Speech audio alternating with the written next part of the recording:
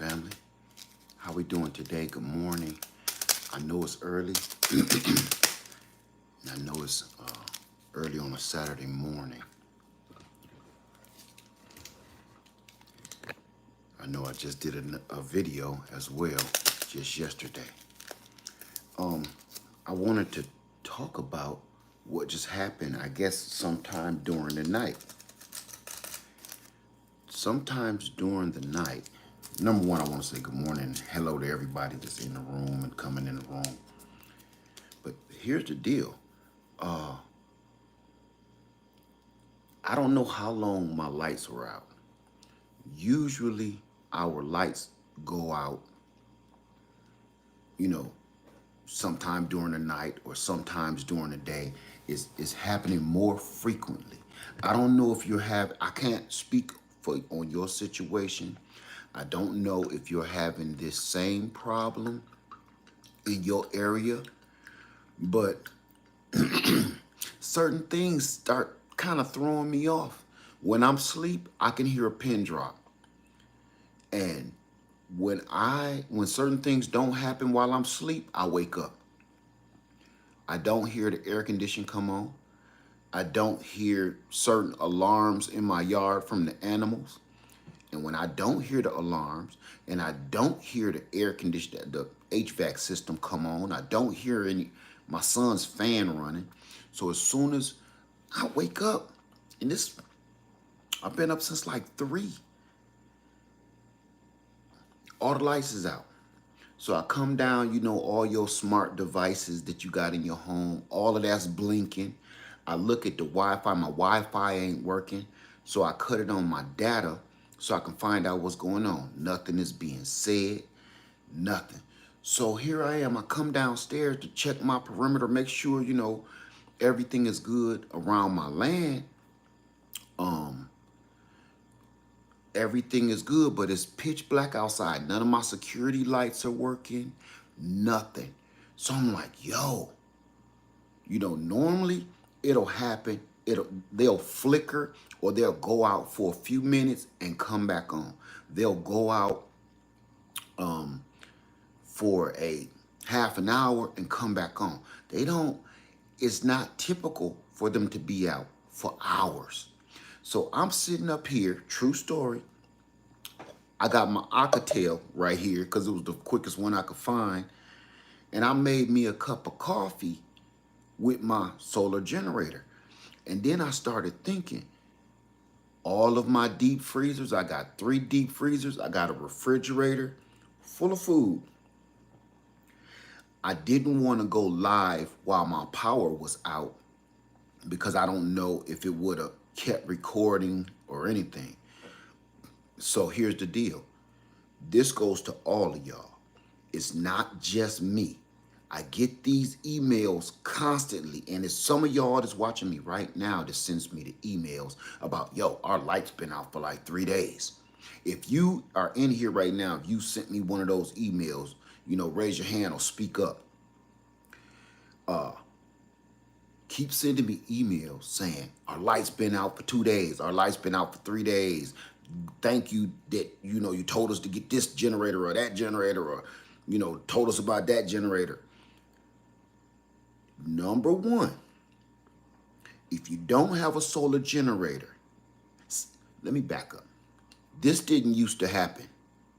This only been going on for maybe a couple of years with this light flickering crap. Yeah, the rolling blackouts or the lights flickering crap.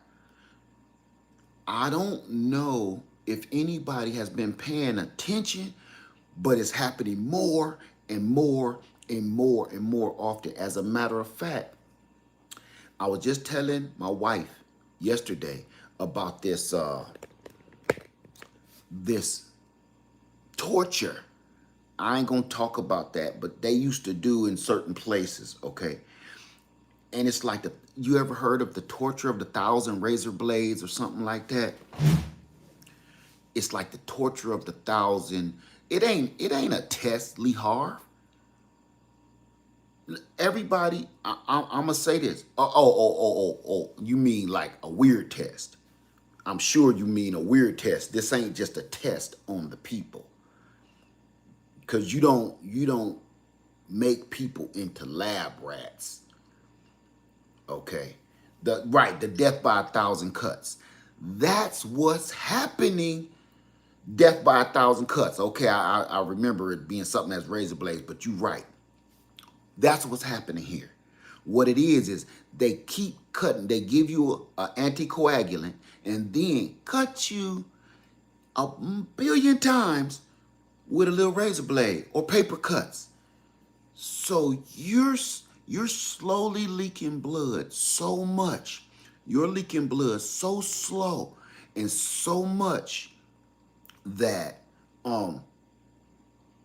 you just start feeling weak. You start feeling so weak, you don't even realize you've been bleeding to death for days. You don't even realize that you're dying. You're so exhausted and so in pain that you don't even realize you've been dying for the last 5 days. You don't even realize that you're literally sitting in a chair in a pool of blood under you until you pass away. You think you just gonna go and get you a little sleep. Yeah, that's gonna be the last one. That's what I gotta stop saying they. That's what seems to be happening. They keep doing little cuts on us.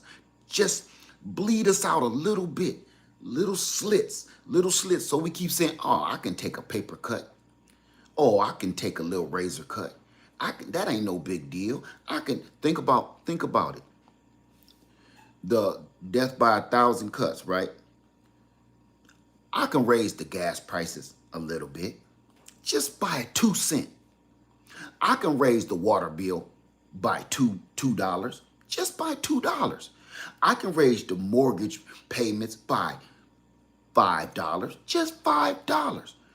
They keep doing that, nickel and diming us to death to the point of you don't even know your boat is sinking. You don't know that you're dying because every little bit they take, like Bobby Brown,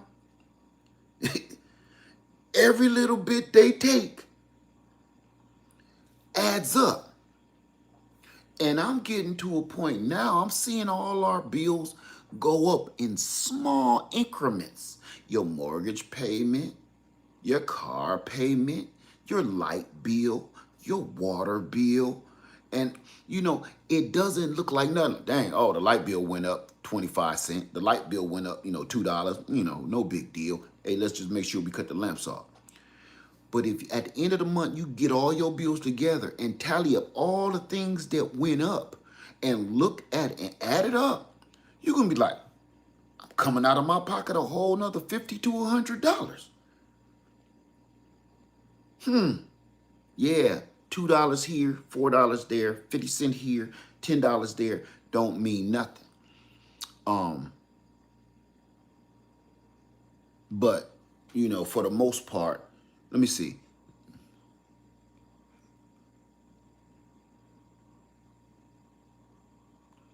It ain't about the power surge protection. This ain't typical. This ain't a power surge problem, family. Somebody just said something about put your stuff on a power surge protector. This ain't that. They keep cutting.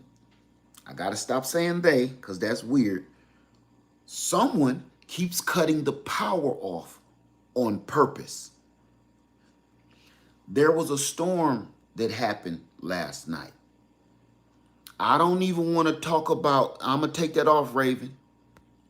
I don't want to talk about prophecies. I don't want to talk about all of that. I don't want to talk about that. I want to talk about solutions. I don't want to talk about what I had heard was. See, I don't do that. All that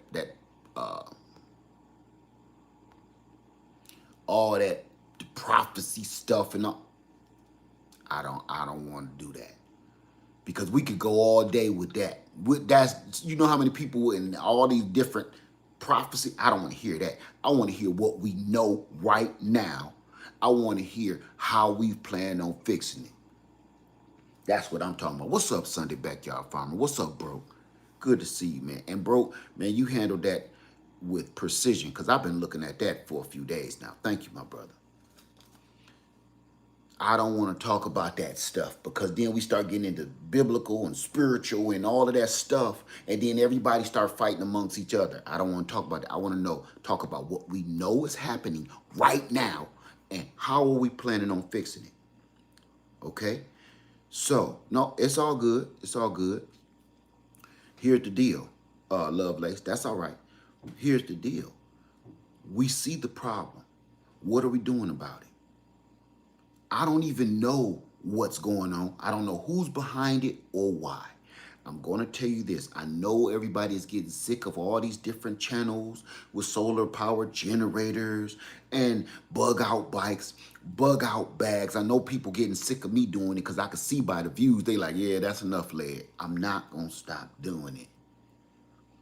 I'm not going to stop doing it. I'm not going to stop talking about preparation just to get more views. I'm not going to start talking about, oh, the sky is falling to get more views. I'm talking about the real problem that we are truly having. There's no discussion on there's a problem. You know it and I know it. There is no debate. The only debate is how is it happening? Who making it happen? What? I don't care about that. We just definitely can agree on it's something wrong is happening.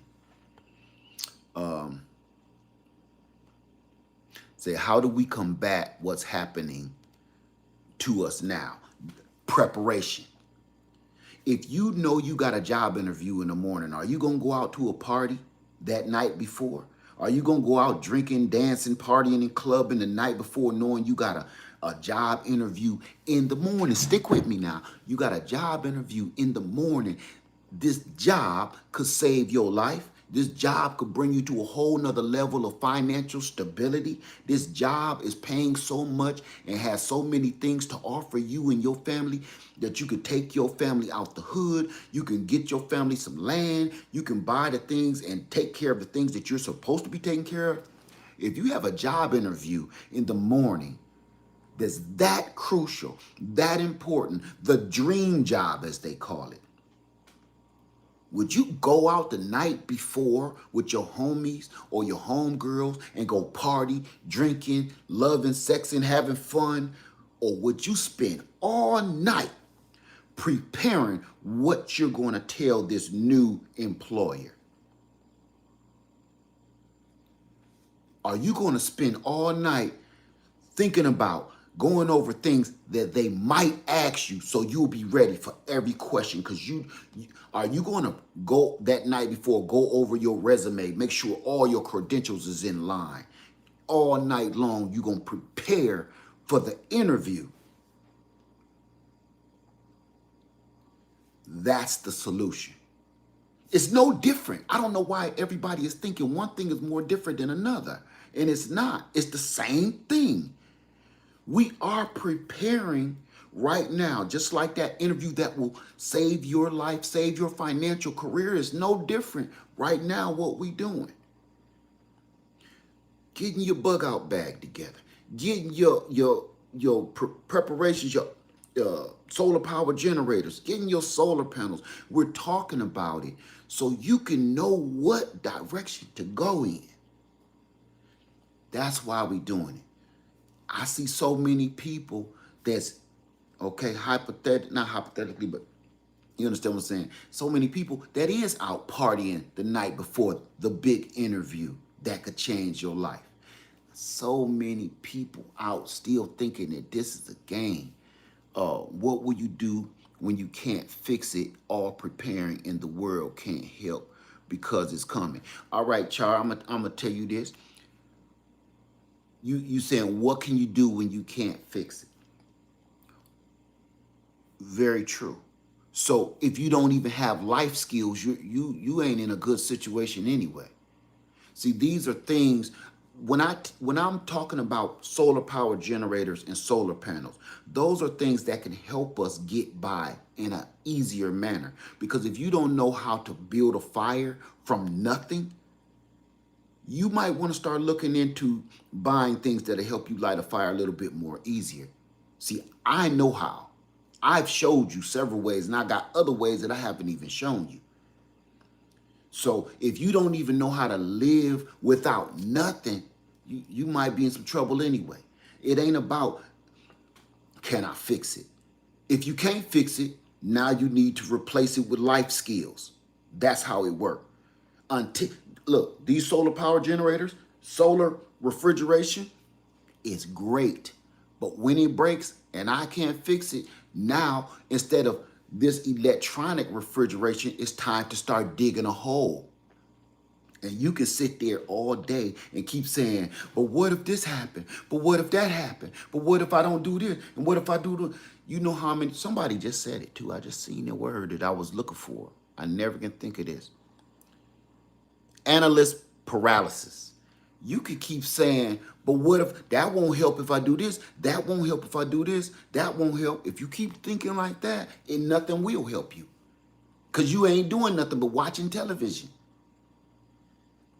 You just watching television and you watching people like me and the other people in this room preparing like it. And the critiquers is like, he ain't even doing that right. I could have lit that fire way sooner than him. I get these comments all the time like, you ain't even building your bird nest right. You ain't even doing, but the fire happened. The water was filtered. I would have put my solar panels on, and the question I always ask people, okay, show me your solar panel system. Well, I don't have one, but. And every time I'll be like, that's what I thought. Entertain me. I'm not one to turn away from no good advice. If you critiquing me, I'm with it. Show me. If you can't show me, you're a fraud. That's how I look at it. If you can't show me, you say, I could do that better. This is how I would do it. Okay, do a video and show me. Well, I don't do YouTube, but you don't got to do YouTube. Send me an email with a video on it. Well, I don't got no equipment, and I've never done it, but my uncle showed me when I was like 3 how to. That's what I thought. Every time. It's these same people that sit on the sidelines during a football game or a basketball game, and you mad at LeBron James for a move he didn't do. I'm talking about people go home steaming mad at dirt and come in tearing up the house. Their wife is mad, everything, because of something LeBron James did, right? Well, why didn't he go up for the layup? See, I would have, man, if it was me, if it was you, you wouldn't have done shit. You talking about athletes that been doing this his entire life, and this all he know, and that's the only thing he could think of in that type of decision making. In that situation he was in, he got 4 or 5 people around him, guarding him, blocking him, and you telling him, oh, you would have just grew a cape out your back and flew up to the goal. Shut up. These are the people we dealing with these days. We dealing with them sideline superheroes or the sideline NBA stars. Man, you sit on the couch so much, the couch got your butt cheek prints in it. You ain't gonna do nothing. Them the first ones to tell you what they would do if it was them. Trash. Trash, good at trash talking, but no works behind them. I can part-time prep, what's the problem? Yeah, backseat quarterbacks. Ooh, I like that. Backseat quarterbacks. Why are you running the ball? Man, why are you running it? You shouldn't have run it. Why didn't you run it? You're a spectator. It's a difference between a player and a spectator. Here's the thing about real life. See, NBA and stuff, that's a whole nother world we don't quite understand. But here's the thing about preparing your food and your household and your family for rough times. You don't have to just be a spectator. You don't have to just watch me do it. You don't have to just watch any other of these YouTube content creators do it. You don't have to do that. See, in this game, you can become a player. That's the difference between the NBA and us. See, them dudes was born with a skill, a certain set of skills. We, all of us wasn't. But we can do this and learn this and get this stuff into our families to help save our families. Guess what? Some of us can do some of this stuff and not really have any skills whatsoever to save your family. Some of them NBA players and NFL players can't do what we do. Think about it. All their job is to do is focus on scoring a goal, getting the points, winning the money. That's all they practice and concentrate on all day, all night. So here's the deal. The lights is going out more frequently and it's getting annoying. Now I'm getting mad. Before it was just like, oh, it happens all the time. But now it's getting ridiculous because if your deep freeze is starting to thaw, this is what I advise you do, everybody. And then I'm going to take some questions. Man, get you a solar power generator. Everybody say, everybody ain't got money for that. I totally understand. The same people that I figure out, most of them, okay, I'm going to say most of them, not all of them. The same people that say, I can't afford a solar power generator. You definitely have another habit, and I'm not going to put nobody on Front Street, that if you kind of curved your enthusiasm and put some money away towards something that's going to save your tailbone, you would do it. Every time I be like, I ain't got no money for that. I ain't got no money for that. This one, I'm going to put this one on Front Street because she was rude a while back. I ain't got no money for that. How I'm going to feed all of my cats?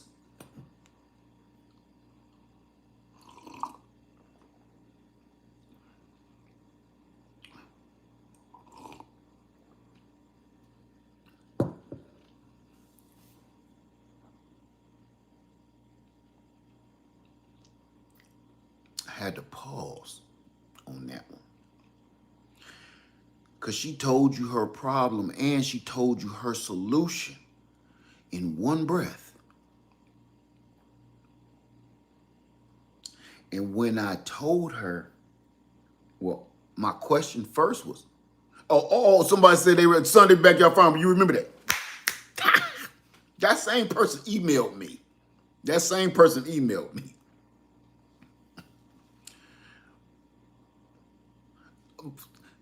My first question was like, you don't know? See, it's folks like that. I don't know if I should be helping you nowhere if you ain't got right good sense enough to figure out this situation. But when I said you might want to get rid of a few of your furry friends, pass them on to someone else. That's ridiculous. Well, I believe we done talking here, ma'am. I'm trying to offer you a solution, and you have a habit. You have an addiction that's keeping you where you are. Because I just bought cat litter. Now let's keep it 100. I'm gonna show y'all something. Because I got it right here, waiting for camp. And I'm gonna get real jiggy with it too. I'm me.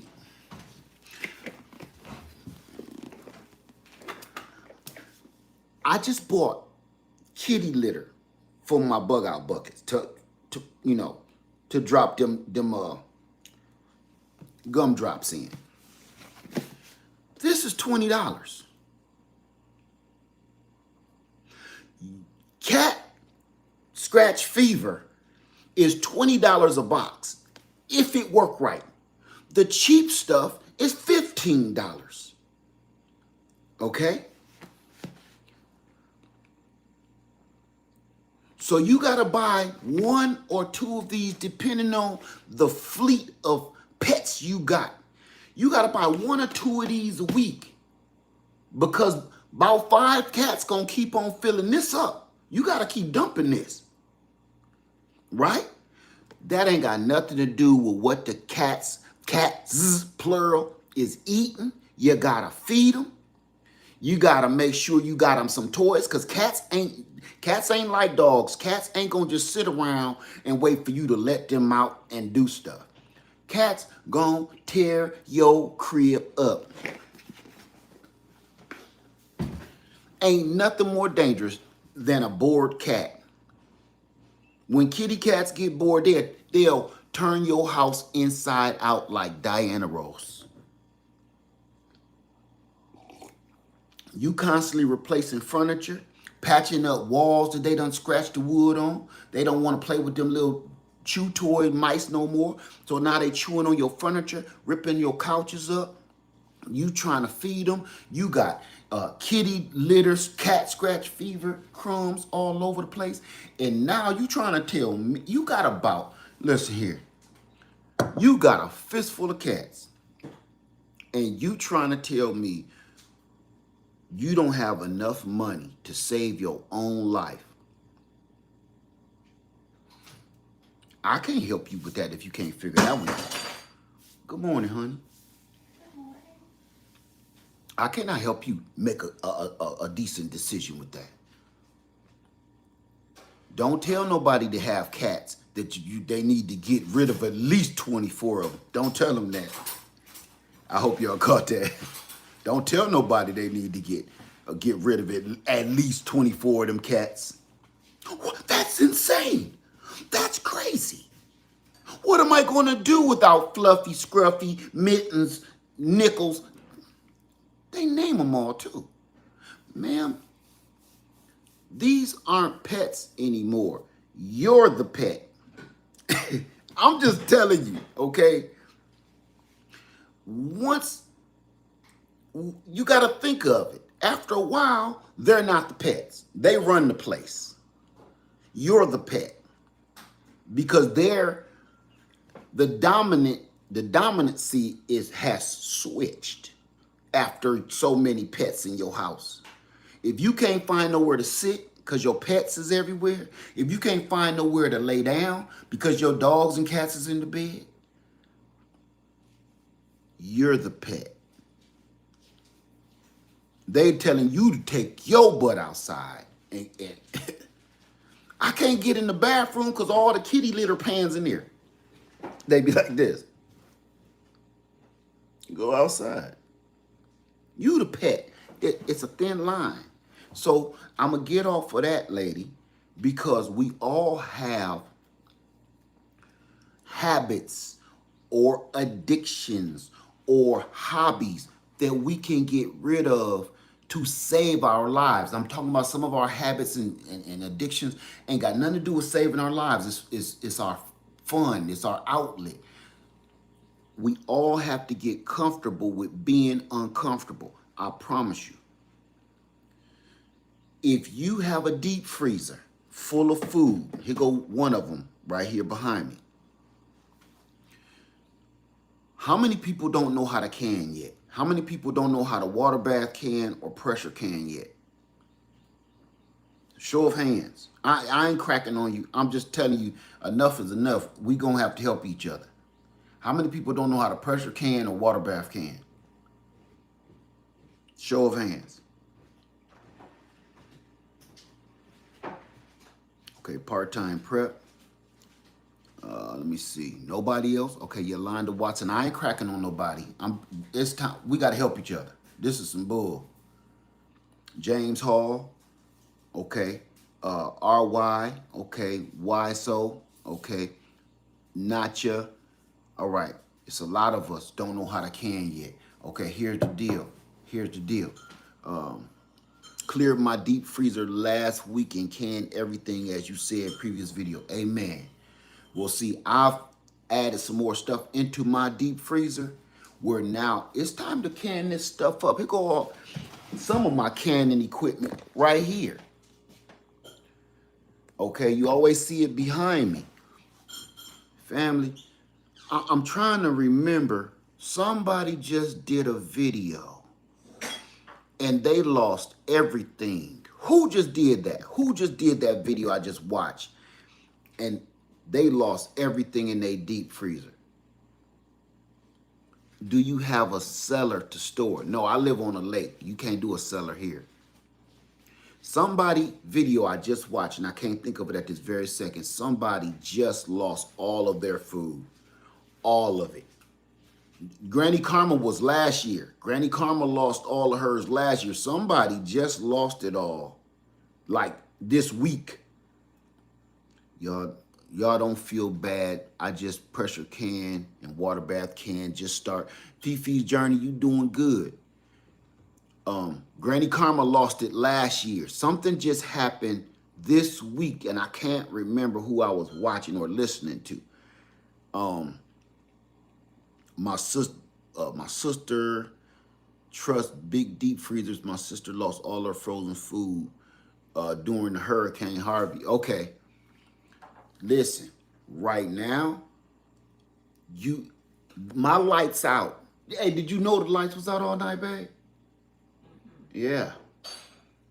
So How would I know? you know, when I don't hear stuff, I get weird. So nothing was on. The air wasn't coming on, nothing. So I woke up. I've been up forever. And that's why I'm doing this video right now. So, family, get you a solar power generator. And you need, listen, this ain't a want. And I normally don't be like, you have to do this. Yes, you do. You have to learn how to pressure can and water bath can right now. I'm going to tell you this. I am trying to learn how to can, Darlene says. This is my first practice test right now. You can either go watch Homestead Heart pressure can and water bath can. They just did a whole video, her and her husband, a couple days ago. I'm going to say this, and I watched Homestead Heart for years, and she's the one that taught me how to can food, pressure can. I'm going to say this. One of the ways I started, go, don't be trying to grow your own food and then go can it and wait, and you waiting like, I'm waiting till these apples is ready. No, go to the store.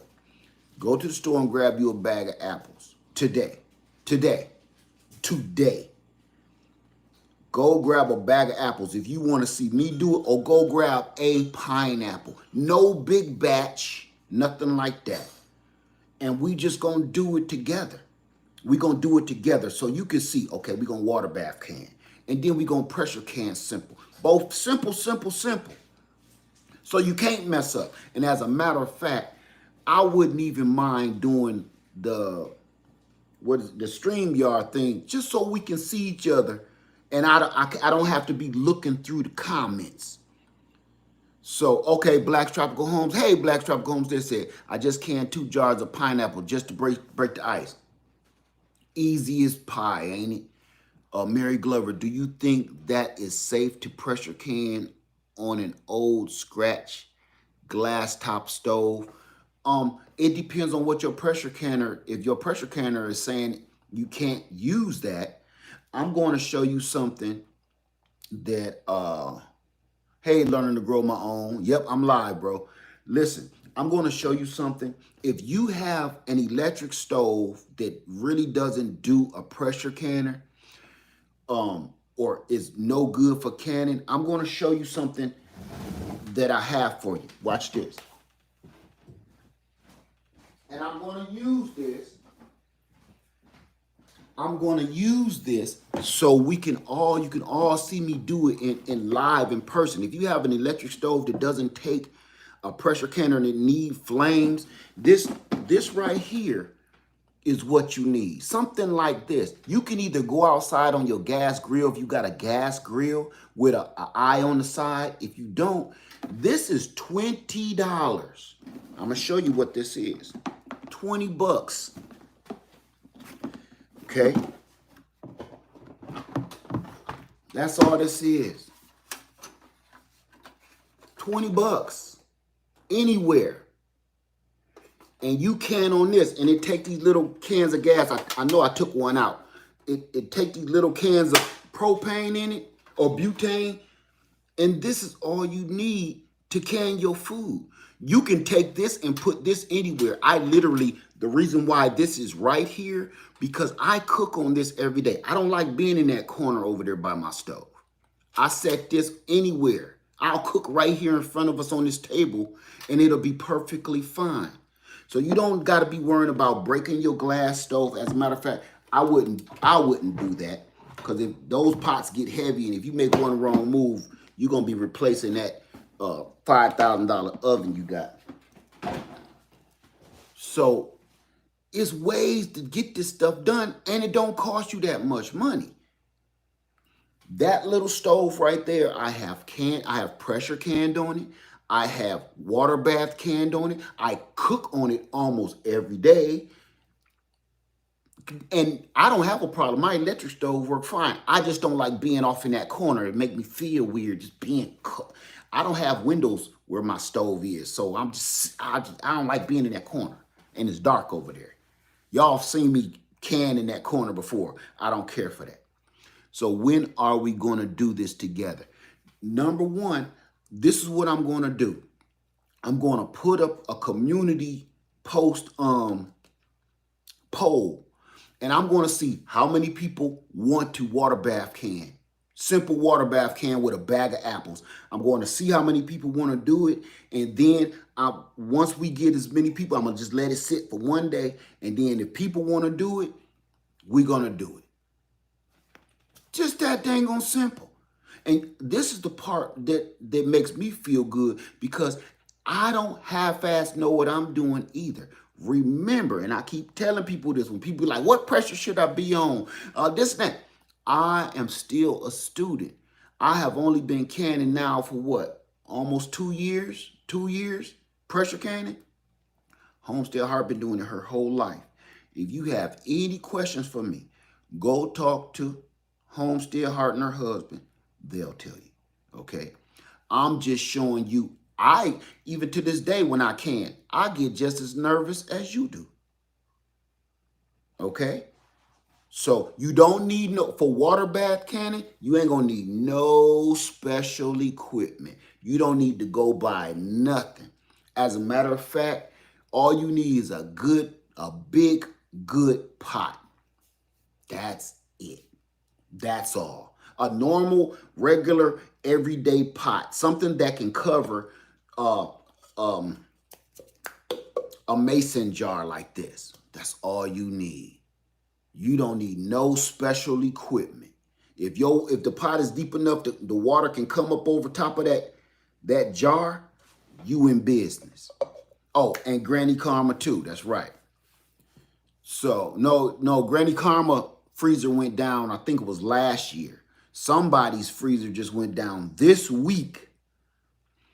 So let's just all just do it, because a lot of people got the equipment, and a lot of people got, how many people like, I know how to do it. I've listened to how to do it. I just never done it. You know what I'm saying? Like, I've watched everybody online do it. I think I got it. I'm just too scared to do it. Raise your hand, because I know you out there. And you need to get this food out of your damn freezer.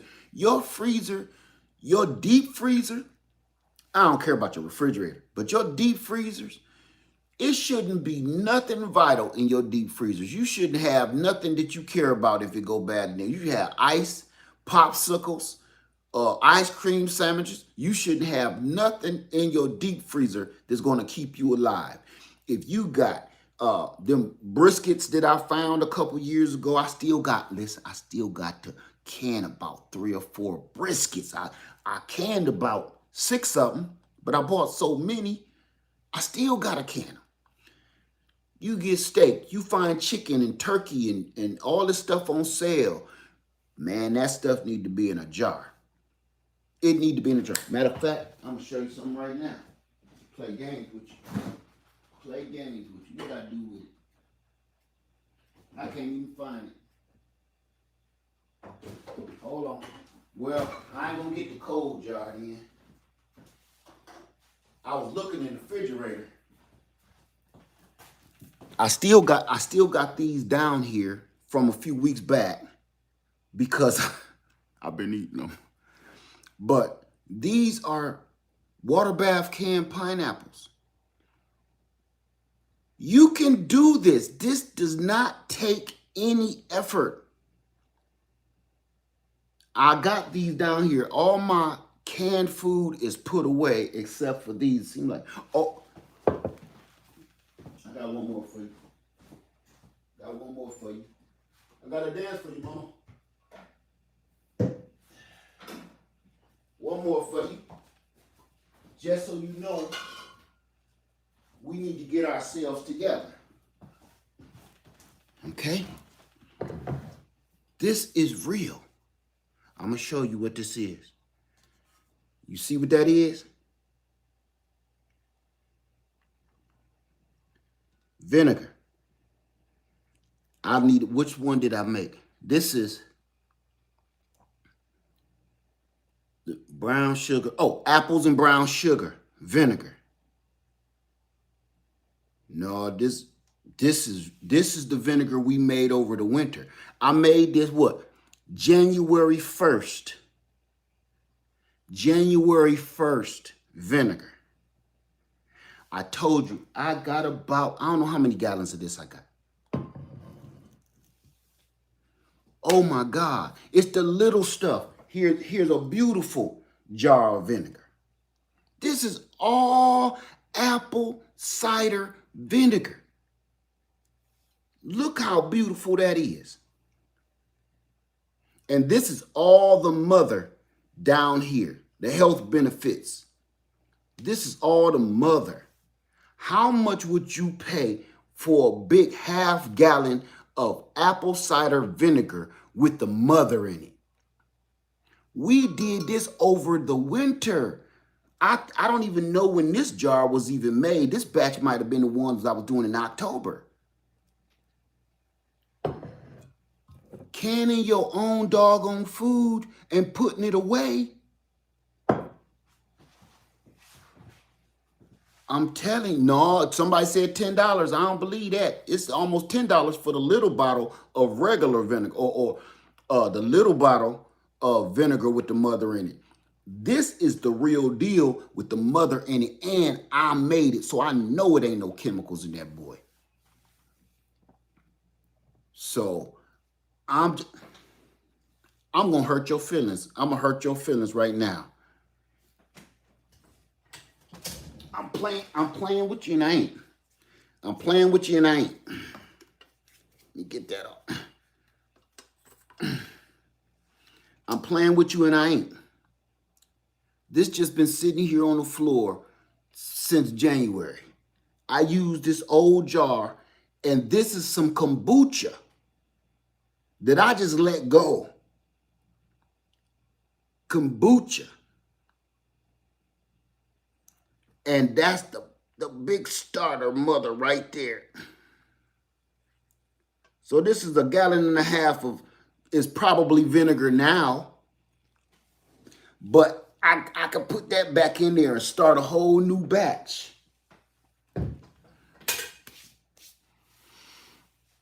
So this is the stuff I do for real, for real. Ain't no camera on, ain't no recording it, ain't no reviewing it. This is what you need to be doing instead of waiting for other people's video to come on. You need to, my game don't stop. Because the realization of this whole thing is something is wrong out there. Something is wrong in our world. So I'm preparing the best way I know how to deal with what I think is coming. So when I have a thought of what I see, I'm like, this ain't right. Floods is happening all over the place, right? I've been saying this for years. What did I do? Let me go buy me a new boat. I don't want no big old monster boat. All I need is something that's going to be able to fit my family in. And I wanted manpower so I can pedal it down the road and easy to scoop water out of it. I don't need no big old bay liner. Use your head. Something is wrong out there. Every day we hear another stupid story. Every day something else is happening. I'm gonna touch on one other thing with you, okay? Besides the lights and the power keep going out, we need to be canning. We need to be preserving our food, making our own medicine. You want to see something? I'm gonna show you something right now too. That I'm gonna do a video on it. It'll be easier. It'll be easier. I'm gonna do a short video, and you ain't gonna believe me, but I'm gonna show you. I'm not even gonna mention it. I'm gonna do a short video. You ain't gonna believe me.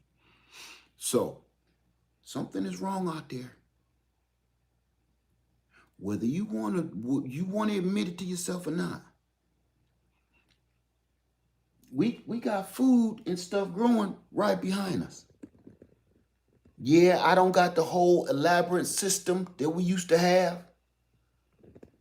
But you better start growing something inside and outside.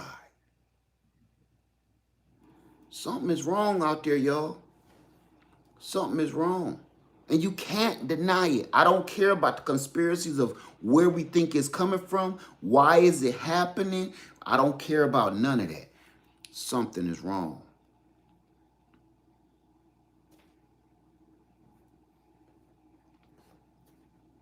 Period. Make your own medications. What can we grow inside? I'm gonna have you Google that, okay?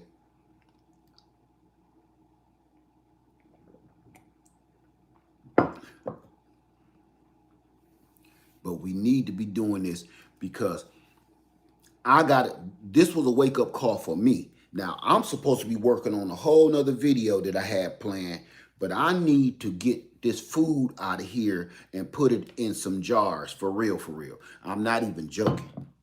Because I'm like, I know I have thousands of dollars worth of food in these freezers. If I wake up and that goes bad, and somebody said they were so mad, damn, I can't remember who that was. But if I wake up and I see a trail of freezer juice on the floor or in my garage, I'm going to lose it. Because that's the food that's supposed to, oh, that was an email. That wasn't, I'm sorry, that wasn't a video. That was an email I was reading. That was an email. They woke up and boom, freezer juice. If I wake up and freezer juice is all over the floor and I know thousands of dollars of food that could save my family's life is wasted because I didn't do my due diligence and get a backup power source or something. Here's another thing. Check all your power sources. Don't always assume that your refrigerator is running. Don't always assume that all your deep freezers are running. Go check your equipment every day. Rotate your canned food. So I'm just saying, family, I woke up today and I had to let y'all know that this ain't no game, man. I don't care what you think. I don't care what kind of opinion you got of what some of us YouTube creators do when we trying to be like, hey, you might wanna brush up on starting a fire. You might want to brush up on grilling outside. You might want to brush up on, transportation, other means of transportation. You might want to brush up on, walking a little more, eating a little better, trying. I'm trying because it's coming to a point we ain't having no choice. They're not giving you a choice. You know what I've noticed? Now tell me if you notice this. People are shopping in places they don't normally shop. Because this store might be out of certain said items. So they like, dang, I hate going over to that other store, but they the only ones that seem to have that product I need. Now we're not bouncing from store to store to store to find the best deals anymore. That's what we used to do. Okay, that's the tradition. Or matching prices, or can you get lower than this, or coupons. No, that's a thing of the past. We bouncing from store to store to store to store to even see if they even have the item. If this store even has the product I'm looking for. We ain't even, you will see the product. Let me show you one right now. I know this is crazy, but I gotta be honest with y'all, because I'm just being realistic, and I got some examples right here at my fingertips, so I'm gonna show you. I cooks with coconut oil. I couldn't find this crap anywhere. I'm gonna show you what I did find. Matter of fact, I'm gonna show you exactly what I found. Wasn't happy about it. The first thing I found was this from Wally World. This cost almost $20 for coconut oil. For coconut oil. Did I do a video on kombucha? Yes, I did. How to make it and everything. And vinegar. I got a whole vinegar kombucha playlist. I got this at Costco for $13. The virgin, I ain't talking about that coconut oil. You read the ingredients and it starts saying, cat oil, like on Book of Eli, cat oil, dog oil, a little oil, coconut flavoring. I ain't talking about that oil. I'm talking about real coconut oil. I'm going to tell you why this is such a big problem. I'm going to tell you why this is a big problem. This is one of those oils that didn't used to cost crap. Nobody even wanted coconut oil. Look how oily coconuts are. You can bite a piece of coconut and the oil, you can feel the oil in your mouth before you get a taste of the coconut. This oil, nobody cared about it before. All of a sudden, once it had its health benefits and everything else in it, everybody was using coconut oil. There's no reason we shouldn't have coconut oil, because so many coconuts are being grown, so much oil come out of them. This is a freebie. But now, yes, it is unrefined.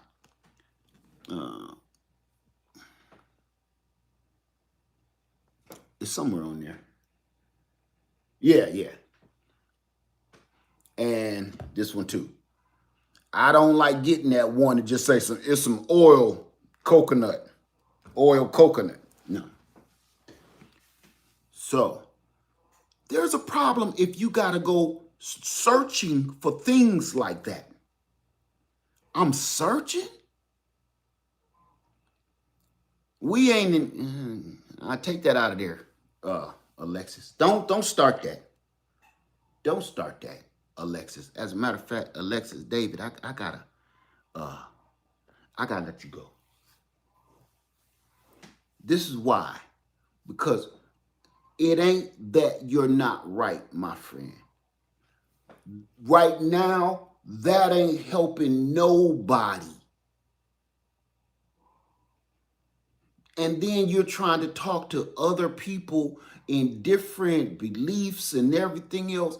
Listen, you know something? I'm gonna touch on it. Matter of fact, I'm gonna let you back in here because you ain't did nothing wrong. That just drives me bananas. This is my problem when people say we all need to repent and we need to drop down and pray and this is the problem I have with that. You're right. That shouldn't even need a reminder. But people never even add on to that, the works part. That's why that drives me crazy. You are right. You should be repenting. You should be praying. And then what? And then what else though? That's why. And people think I'm not spiritual and I don't believe in a higher power because I say that. That ain't what I mean. I mean, and then what though? You mean to tell me you just gonna sit here in this corner and repent and pray? You ain't gonna put no work behind it? You ain't gonna try to get up off your butt and put some work? I'm doing that right now. You're repenting and repenting and praying. You could be repenting and praying while you canning. See? That's what I'm talking about. That's the part that drives me crazy, man. That overly religious part where people leave out the parts that you should be doing, because that's the part that make you have to get up off your butt and do something about it. That's the part. Because that actually makes you sweat. That actually make you have to get up and move your body off that couch with your butt prints in it. That makes you have to let go of that remote and actually get up. That's the part. That's why it ain't that I don't believe in a higher power. It's the part where don't play with words out of that book. You can't just do one piece and not do the other piece. And everybody says it. But they never add that other piece on. You got to get off your butt.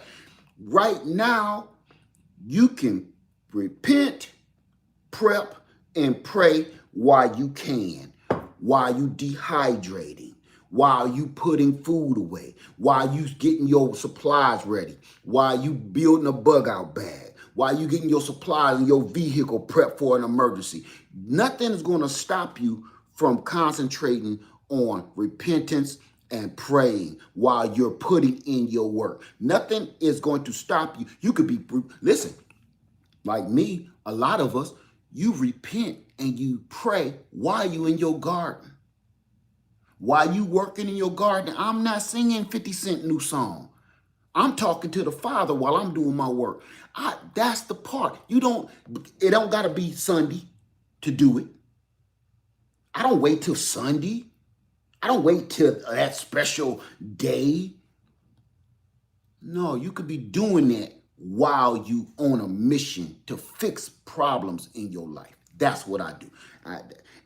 You ain't said nothing wrong, my friend. But when people just say that because it's become a cliche, huh? It's become just words that we say to each other. You know,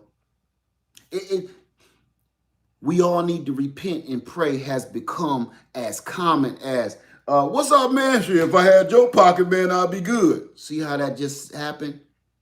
Like you didn't even think because you know he bull crapping because you know if he had your pocket. None of that makes any sense. So you don't even put any thought into what this dude just said to you. That's how we spew this stuff out. We just spew it out and don't give it no power. I've had people come at me and tell me I don't believe in God because I'm not constantly Godding. I don't believe in the Most High because I'm not always See, that's the fake to me. I don't need to prove to him who I believe in, and I sure don't need to prove it to you. He said that. That's why. All that talk is just this. We take the power out of prayer when you just keep regurgitating the same stuff. You ain't doing it. Just like the way it sounds, rolling off your tongue. We take all the power away from it. Not me. That's why I don't do that. I like to put in some work while I'm praying and repenting. And I ain't got to keep talking about it. Everybody in here, we could be doing, it's a lot of people, all they do is pray, but they don't do nothing else. And then turn around and wonder, oh God, why are you doing me this way? You ain't did nothing. You wonder why you didn't get the good job. And you've been praying on it, praying on it, praying on it, praying on it, praying for this good job, praying for this good man, praying for this good woman. You praying on it, praying on it, praying on it, praying on it. But you sitting down watching the soap operas while you waiting on said good dream man to come. You ain't putting yourself in the atmosphere for that good man to find you. You think he just gonna come and just, he might come, break through your window, break in your house. I don't think that's the guy of your dreams, though. I've been wrong before, but I don't think so. You want a good man? You put yourself in a good positive man, a good positive strong man. You go put yourself in a good positive situation. People keep thinking they're gonna find a dream man in the club because they prayed on it. You got to put in some work. And if you like, I'll never get that person in my dreams in that level, in that category, well, that says something about you. What category are you in? What category? If you want a person in that category, you got to work yourself to make it to that level. You work down in the mailroom. This dude work up on the top floor. You're not allowed to go to the top floor because you don't have the key to get past that elevator. See? Okay, how do you meet all of those single guys up there on that top floor where you need a special key? You go back to school, you learn their job, you apply for said job. Now they give you a special key. Now you can go up there because until you get that special key, until you do the work and you do the studying to get that knowledge, to make it up to that level, you only gonna meet mailroom dudes.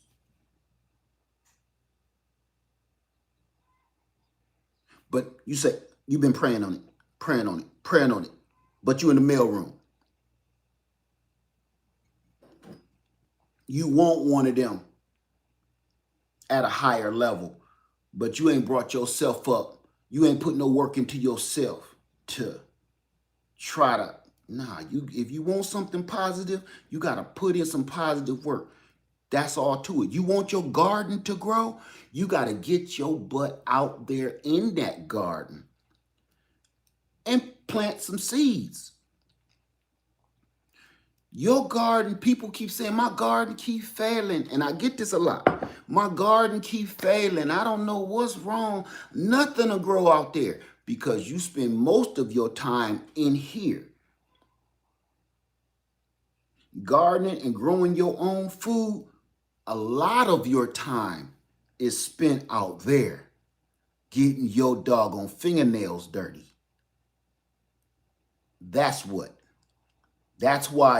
people gardens is failing, because you spending more time here than you spending out there. If you see one of your children failing, he want to join the game, okay? He's starting to cut up in school.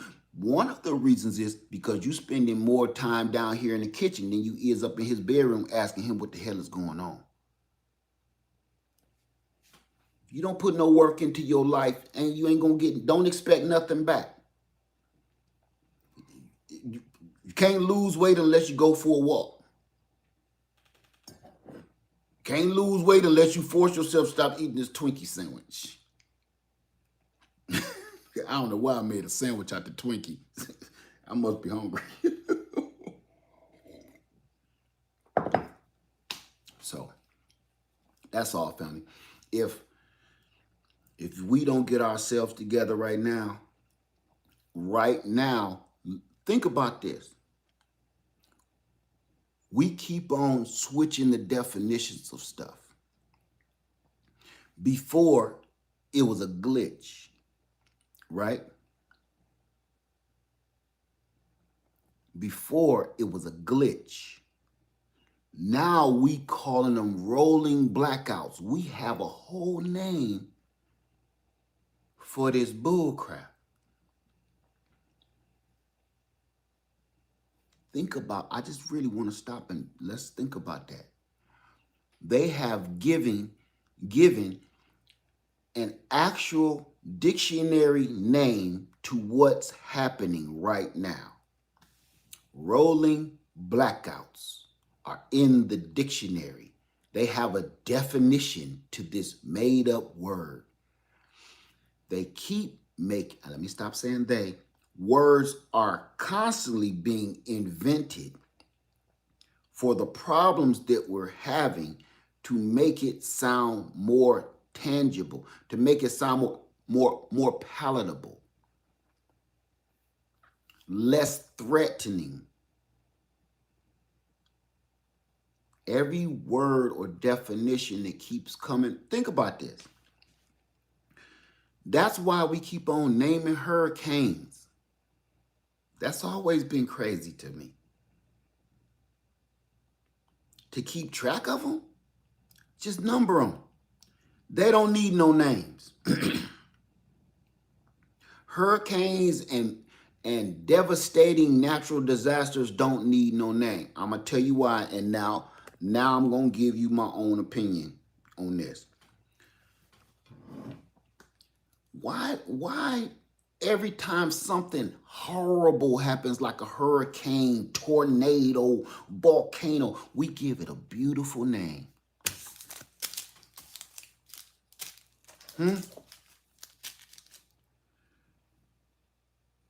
We give these horrible names. Thank you, bro.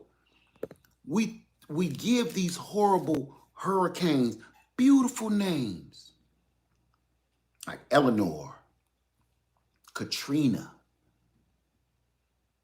Why would you destroy a beautiful human's name with something so devastatingly life-altering? To make it softer on you. If you keep making things soft, if we keep naming stuff and giving everything a soft little name, it loses its importance. It loses its horror. You soften the blow. Them things don't need they blow softened. We need the hardcore truth. Thank you, Derek Gilbert. We need the truth. This is if you're going to name them, if you're going to name the hurricane, name all of them. Hurricane Death. Hurricane Grim Reaper. Come on with me. Y'all, some of y'all been in these hurricanes. When you hear Hurricane Ida is coming next week, she's going to hit landfall by Friday and spend the whole weekend with us. Come on now, family. Does that not sound like that's your aunt coming to visit from California? The aunt with all the good gifts, and she got a little extra money. She always kick us $20 and $50 a piece. That sounds like we're going to pick up Aunt Ida from the airport, and she gonna come bearing gifts immediately, and she gonna shower us with all, I just caught that myself, shower us with gifts until she leaves on Monday. Why do we give things so humanly devastating to our humankind? Make it beautiful. Hurricane Katrina is coming, and she'll be making landfall by Friday. And it looks like she'll be spending the whole week with us. And we like, oh, we good, man. It's, Katrina coming, we gonna party. If you call it hurricane disaster or hurricane murder, call them that. Call them what they really is. And people gonna be like, hurricane murder? Whew. Hey, baby, go pack the bags. We're gonna go up north to Edmond house. Get the bag, get the kids. What we gonna do? Just lock the doors, put some board up, and let's go up north, and we gonna head up over to Ricky house. If you name them right, we soften everything. Rolling blackouts. Scheduled, mind you. Scheduled rolling blackouts. Nah. Because the word blackout, the first thing you think, if you just say, man, there was a blackout in the city, first thing you start thinking of is the purge. That'll make people start locking their doors, getting out of town. The word blackout, a blackout. Oh, we gotta go. It becomes serious. We play with words too much, man. everything, everything simple. Like, okay, we play with words with all the horrible stuff going on. Man-eating shark.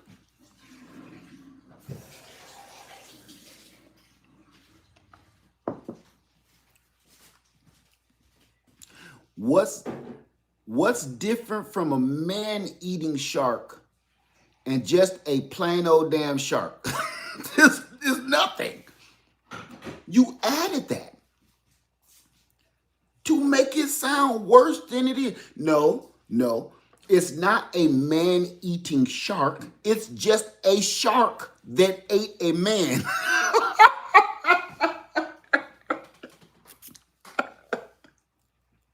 That's all. Don't make this shark out to be nothing no different than what he was put on this earth to do. He is here to eat whatever he finds.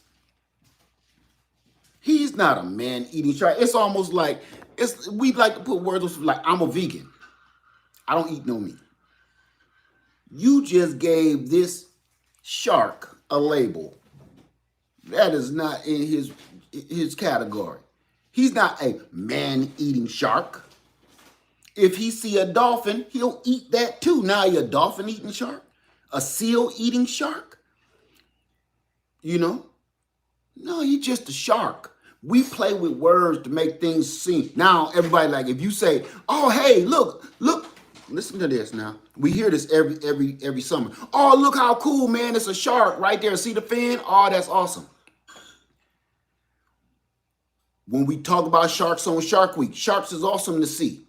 But when we hear man-eating shark, he even say it different. Man-eating shark. Or they give the size of the shark. A 20-foot great white shark with a row of teeth like a chainsaw. Man-eating shark. You just changed everything about this shark that's been here for millions of years. He's just a shark.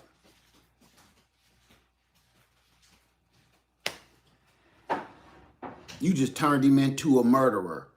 No, he ain't a murderer. He's a shark and he eats stuff. We do that same thing with everything. These hurricanes, they just hurricanes. They're not man-killing hurricanes, they're hurricanes. And we need to take stuff like that more serious. These scheduled light rolling blackouts, or I've even heard this, brownouts.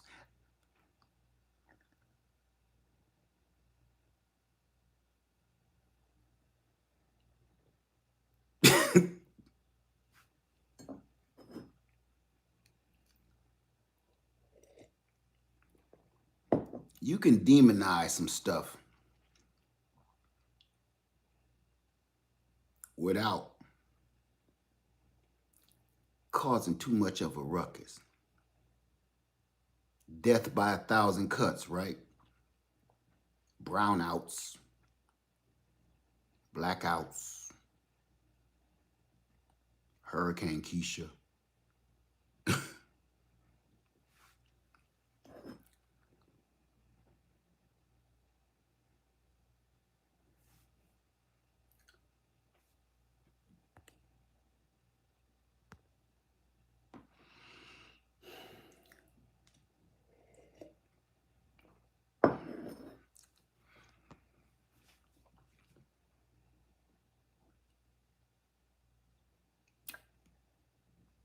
I'm not even gonna go there. All I know is that always make me side-eye that, like, brownout, huh?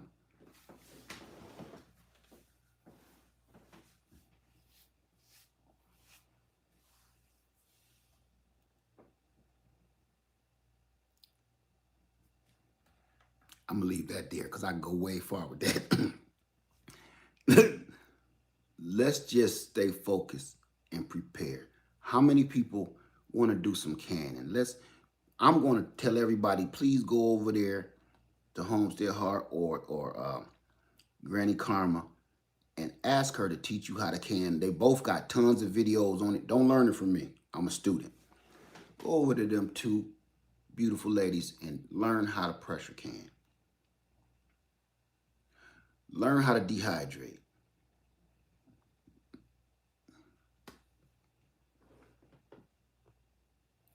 Learn how to preserve your food. Learn how to make your own medications.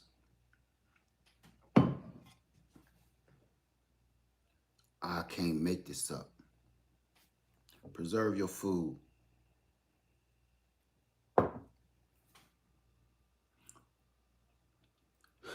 The reason I keep saying this is because if you don't, you're going to be somebody's enemy. I don't know if you've ever had to fight for food.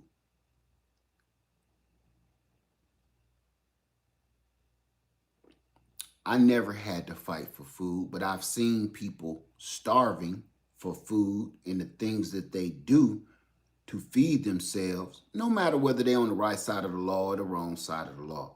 I've seen people in desperate situations firsthand would turn your best friend into your worst enemy. When somebody is hungry, down on their luck, and they don't have nothing, I need you to think of this. When somebody is hungry, they down on their luck, they ain't got no money, they ain't got nothing else, they also don't have nothing to lose. People ask, why would this criminal? See, all criminals ain't the same. I ain't making no excuses for them, but I'm going to be honest with you. All criminals don't just be robbing and stealing for fun.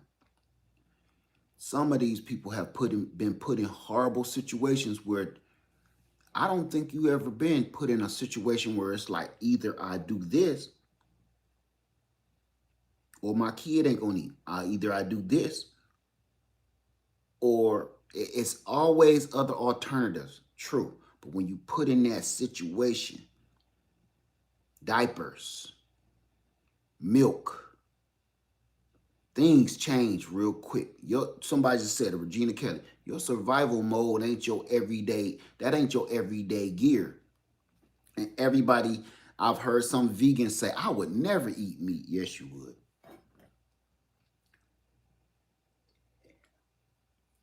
And there's a lot of y'all watching me right now that, there you go again talking that. That's because I'm telling you the God's honest truth. Yes, you would.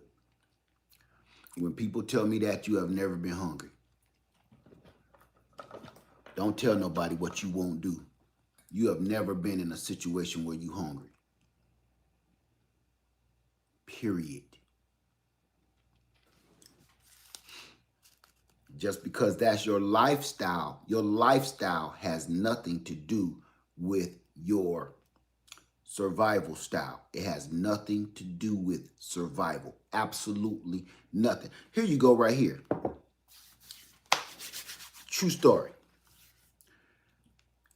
I don't know if you've ever been in cold weather. If you've ever been in man-killing cold weather. I've been so cold before. I would probably do anything to get warm. I'm glad I was never put in a compromising situation of a person asking me to do something unsavory to get warm. If you from up north, anybody from up north, Detroit, Michigan, Cincinnati, Chicago, New York, Detroit, Toledo, Ohio, Cleveland, anybody? If you have never been up there, you don't know what cold is. I want to know what cold is. I want you to show me. Massachusetts, Maryland. If you ain't ever been there, you don't know what cold is. Indiana, New York, Akron, Ohio, Toledo, Ohio, Minnesota, Detroit, Massachusetts. That's what I'm talking about. Jersey, you don't know what cold is. Until you got caught outside, stuck. Say, this is one of the times, I'm going to just give you my real life scenario. I was going to see a little girlfriend that I had at the time. I didn't catch the last lineup of the buses because it was a snowstorm. I sat there in that snowstorm. Now, here's the thing. I couldn't call my father. I wasn't even supposed to be gone, right? So I couldn't call him to pick me up. I'm doomed if I call my father. I'm supposed to be in the house. He think I'm upstairs asleep. And I'm halfway across the city and I missed the bus in a snowstorm where reports is like, if you found on the street, they locking you up. If it's so deadly outside, if they find you on the street, they're going to take you to jail. And I'll be honest with you, you probably would rather be in jail than be out there on the street that night. I stood at that bus stop, Now I was trying to look fly, so I got on this little jacket, what was that? Used jeans, the ripped jeans used. Got my little used jeans on with the holes all in the legs and everything. Thought I was looking good, my little Jerry curl popping off, whatever. And it's froze, and I'm sitting here. I had on a Detroit Pistons starter jacket. And I'm sitting there like, no more buses? And after a certain time, if you from the city, like some of us are, the little terminal that you can stand inside of the bus terminal, they lock that. You can't get back in that. So you have to wait outside. There's nowhere else to go. It's 12 or 1 o'clock in the morning. Nobody's even coming down the street. The snow plows haven't even started coming yet. I'm out there freezing to death. And I'm glad somebody didn't pull up and be like, what is that movie? Indecent Proposal. Limousine pull up to you like, get in. Sir, I don't want to do nothing that you asking me. Some rich freak pull up down the road in a limousine. Are you cold? Yes, I am. Get in. I have a proposition for you. Sir, please don't do this to me. I'm not buying nothing you selling. I'm just trying to get to the house. If you want to get home, come hither. I was so cold that night. I'm glad that didn't happen to me because I would probably be in therapy for something. Some untold story. I would probably be in therapy to this day because I would have got in that car. That's how cold. If you're from the north, you know what I'm talking about. You would have gotten that car too. You want to know something? Here you go. This is how cold it is up north. You don't need no game. You need a car with the heat working. You don't need no game. You don't gotta have no good. Hey, baby girl, how you doing? Nah. Get you a car, even if it's a hoopty and the muffler is smoking. It don't matter. Do your heat work, son. Is your heat working up in this boy? That's my game, right? That was my game. Blah, blah, blah, blah, blah, blah, blah, blah, blah, blah, blah, blah, blah. You roll the window down, blah, blah, blah. Hey, how y'all doing? Is you going down Upton? I sure am. What's your name? I'm Keisha. Oh, yeah? Get in. Up north, that's your game. You wait till it's below zero. That's when you holler at people. You holler at people when it's cold. Hey, what's your name? Oh, yeah? Yeah, can I get your number? No? All right, then. Wait. Yeah, come on. You wait till it's cold, boy. Just like down here in the South, it be so hot, you want to get your game tight. You ain't got to have no smooth lines. Wait till it's about 105 degrees outside. And then your air is so crispy, they can smell your little scented tree on your rear view mirror. They can smell that when you open the window. It's so cold. Oh, y'all need a ride? That's that old school northern game right there. You don't even need to say nothing when you driving. How y'all doing? It's cold out there, sure is. Telling you, it gets so cold up there. You don't know what cold is until that thought crosses your mind. Like, I'm glad nothing bad happened. End of the story. I did have to call my father. My father had to come out in a snowstorm and pick me up. And yes, I did get a whooping. Yeah. All for a girl. That's how cold. Like, I'm going to take this whooping proudly. And you ain't going to feel these fingers for a couple days. You ain't going to feel these toes. You got to, so cold, you got to keep checking your digits. I'm not playing. Anybody from over the north know. You keep your eye on your fingertips and your toes for at least a day. Make sure don't none of them turn black, because you ain't felt them in about 24 hours. You got to keep. You touch some warm water, some lukewarm water. Your hand's so cold, you touch lukewarm water to warm up, and it's like somebody cut your hands off with butcher knives. It hurts so bad. Room temperature water, trying to run your hands under there, will hurt you so bad it feels like somebody just put both your hands in a meat grinder. Am I lying? That's how cold. That's what we call from the north cold to the bone, cold down to the marrow. You feel the cold in your spirit. The cold almost becomes its own religion because it's in you now.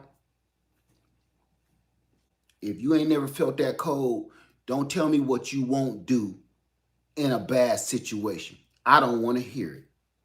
I don't want to. That's why I always be like, I don't want to hear that. I've been in some horrible situations where I gotta figure something out, and I'm not gonna like the outcome.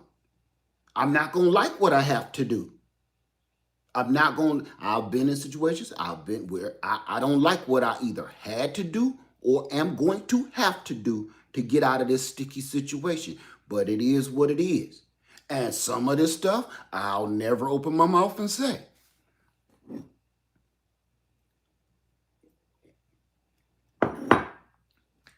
All of us been there. Some of our parents, right? Or our grandparents, our aunts, our uncles, whatever. You know how many times they've been in some jacked up situations? And we don't give our parents and our elders no credit, and our ancestors for that matter. How many times they had to actually use their body to feed you? Forrest Gump. How many times one of our mothers or fathers or something, that father, your father wanted that, needed that promotion. And his boss, she was like, yeah, well, let's have dinner and discuss that promotion. But they said they would never do that. They would never do this. They would never do this. They would never do that. Blah, blah, blah, blah, blah. When you're put in a situation where you watching your kids starve half to death, tell me what you won't do. When you put in a situation when you about to freeze to death or starve to death yourself, you think all these junkies out here do half the stuff because they think it's fun? They be on them streets doing that stuff because they got to live to the next day, whether they on drugs or not. It's survival. Either way, I don't care what they doing to get them in that situation. Survival is survival. You think they love eating out the dumpster? Nah. You think they don't mind brushing maggots off of this sandwich? Nah. They doing that because if you don't eat that damn maggot sandwich, you ain't gonna make it tonight. I'm telling people this stuff, and I'm gonna get off here in a second. I'm telling people this stuff because it's reality that we blind ourselves from. The truth of what's happening to all of us, we blind ourselves from it so we don't have to deal with it. I went to go see my niece over a month ago, maybe 2 months ago, and I was in Atlanta, Georgia, if anybody remember that. I was in Atlanta, Georgia for a couple of days. And when I used to live in Atlanta, it was under I-75, under I-75 and 20.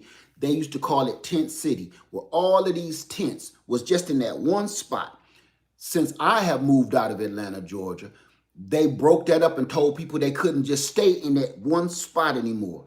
So now when I went to Atlanta and went and visited all my family, what I saw was there was tents not just on 75 and 20 no more.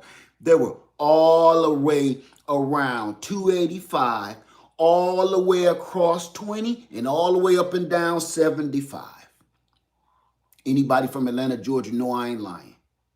It ain't tent city no more. Atlanta itself is becoming tent city because these aren't just people on drugs and junkies. These are people that just lost their house. That's why I keep telling people, get you a tent. You don't know. I don't have a bunch of tents because they just fun. I got a bunch of tents for just in case. I ain't ashamed of it. All around 285 is tents. And the funny part is, here's the thing that really scares you, okay? Because we're visual creatures, okay? We like to look at things and judge it. Humans are visual creatures. We smell and we visualize and then we taste. So while you stuck in traffic on 285 South, okay, around 285, you stuck there in traffic. Atlanta need to do better. You get a chance to actually sit and look at these families with children in their tents or around their camps, looking at them wash their clothes or do whatever their daily activity. You ain't driving past them doing 80 miles an hour. No, you sitting here listening to your radio in your AC or your heat, watching these families survive. Here's the funny part that I did notice. As I'm sitting there watching these people,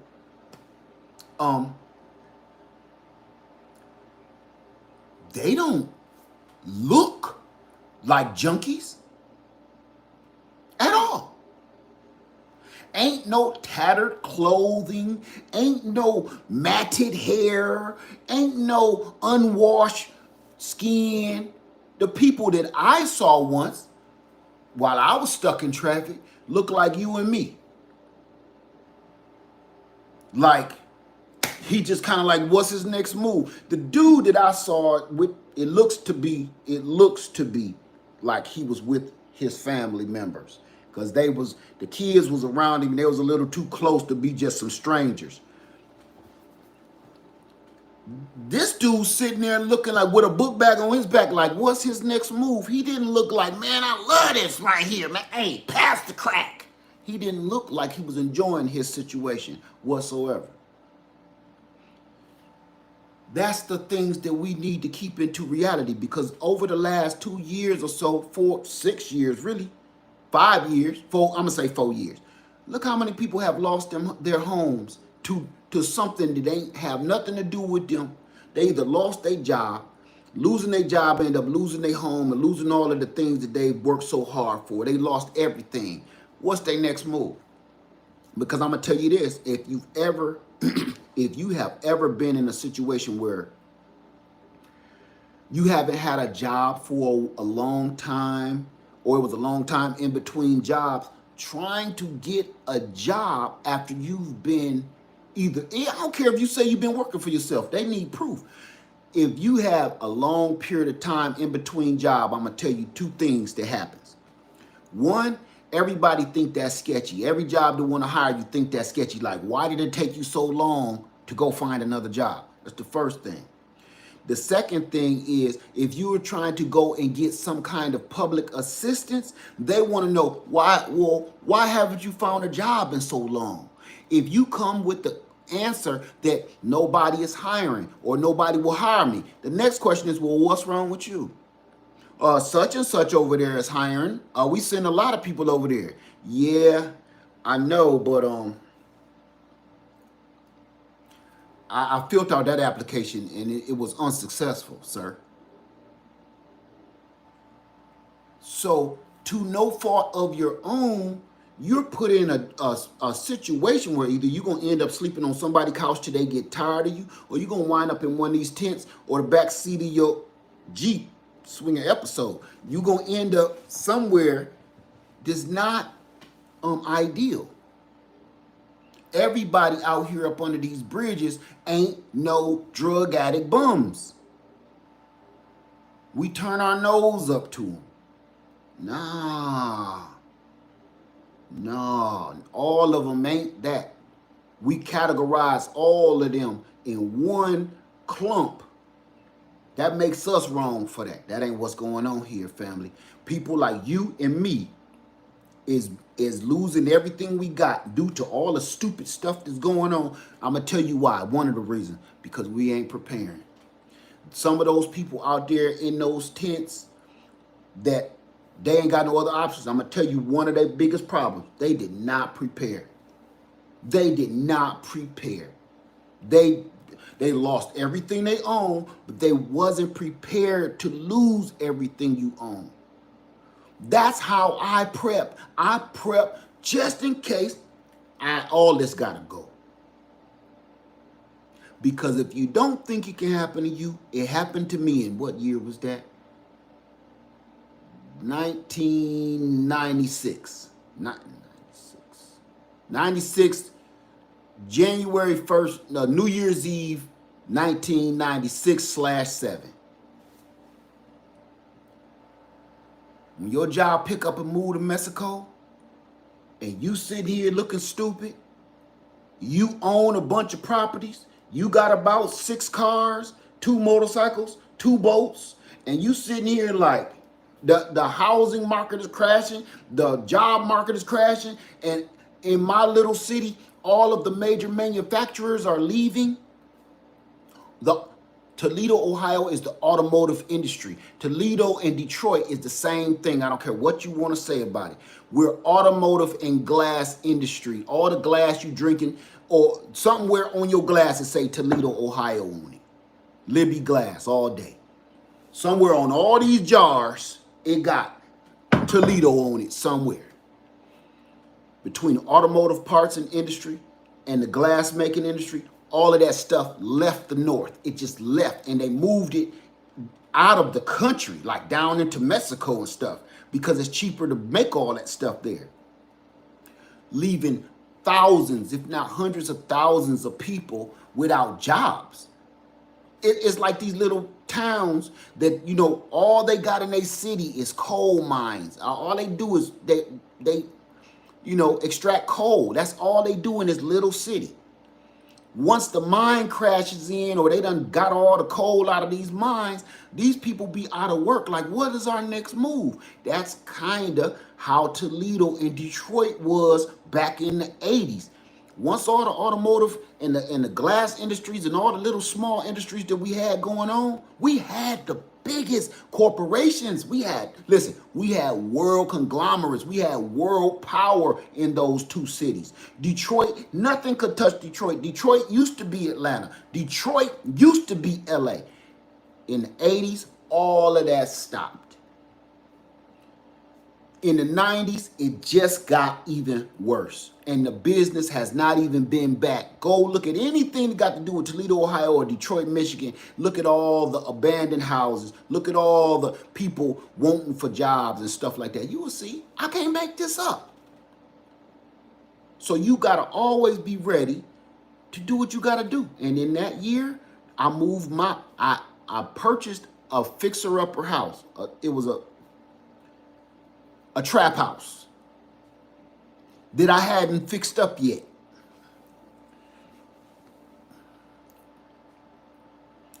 When you are, you don't have no money to pay your mortgage. Now, I own that house. I'm paying a mortgage on the house I live in. You can't pay your mortgage. You got to move. Where are you going to go? It's either in the back of this, what did I have at the time? Back of this Ford Bronco with a brand new baby girl. Or you got to move your family into this trap house. Do you think I wanted my children growing up? My children remember this stuff too. My 2 oldest, they remember that house. I did everything in my power to make it livable with no money. So you can imagine it was almost like we all live in this clubhouse, because we could never get it to a standard where this is a home. I don't even want nobody over here, you know, but it was our home and it was our sanctuary.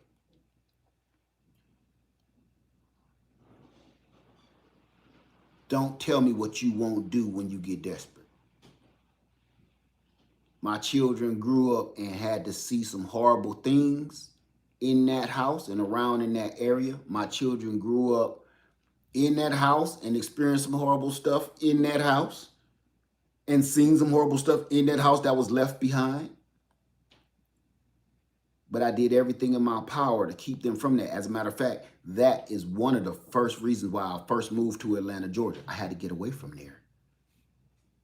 Then I moved to South Carolina. I had to get away from there just to save my kids' brains. I don't want them to keep seeing this stuff. No child should have to see dead bodies.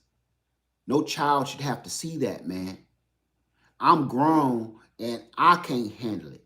I did it for a living and I can't handle it. No child should have to remember that. That shouldn't be in no child's dream. That shouldn't be in no child's thoughts. That shouldn't be in no child's memory, man. It just shouldn't. It just shouldn't. If you can prevent it. That's why I moved. I left everybody I loved and everything I had because I sacrificed myself and everything I knew, everything I loved, all my family, friends, jobs, everything. I used to work, I'ma say it, I used to work at Daimler Chrysler Jeep when Mercedes owned Chrysler. I've been holding that back forever. I'ma say it today.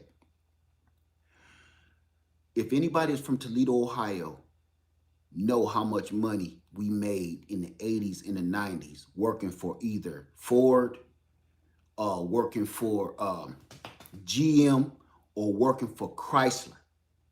That's how much money I made, and I was young. I left all of that to move here. I literally quit.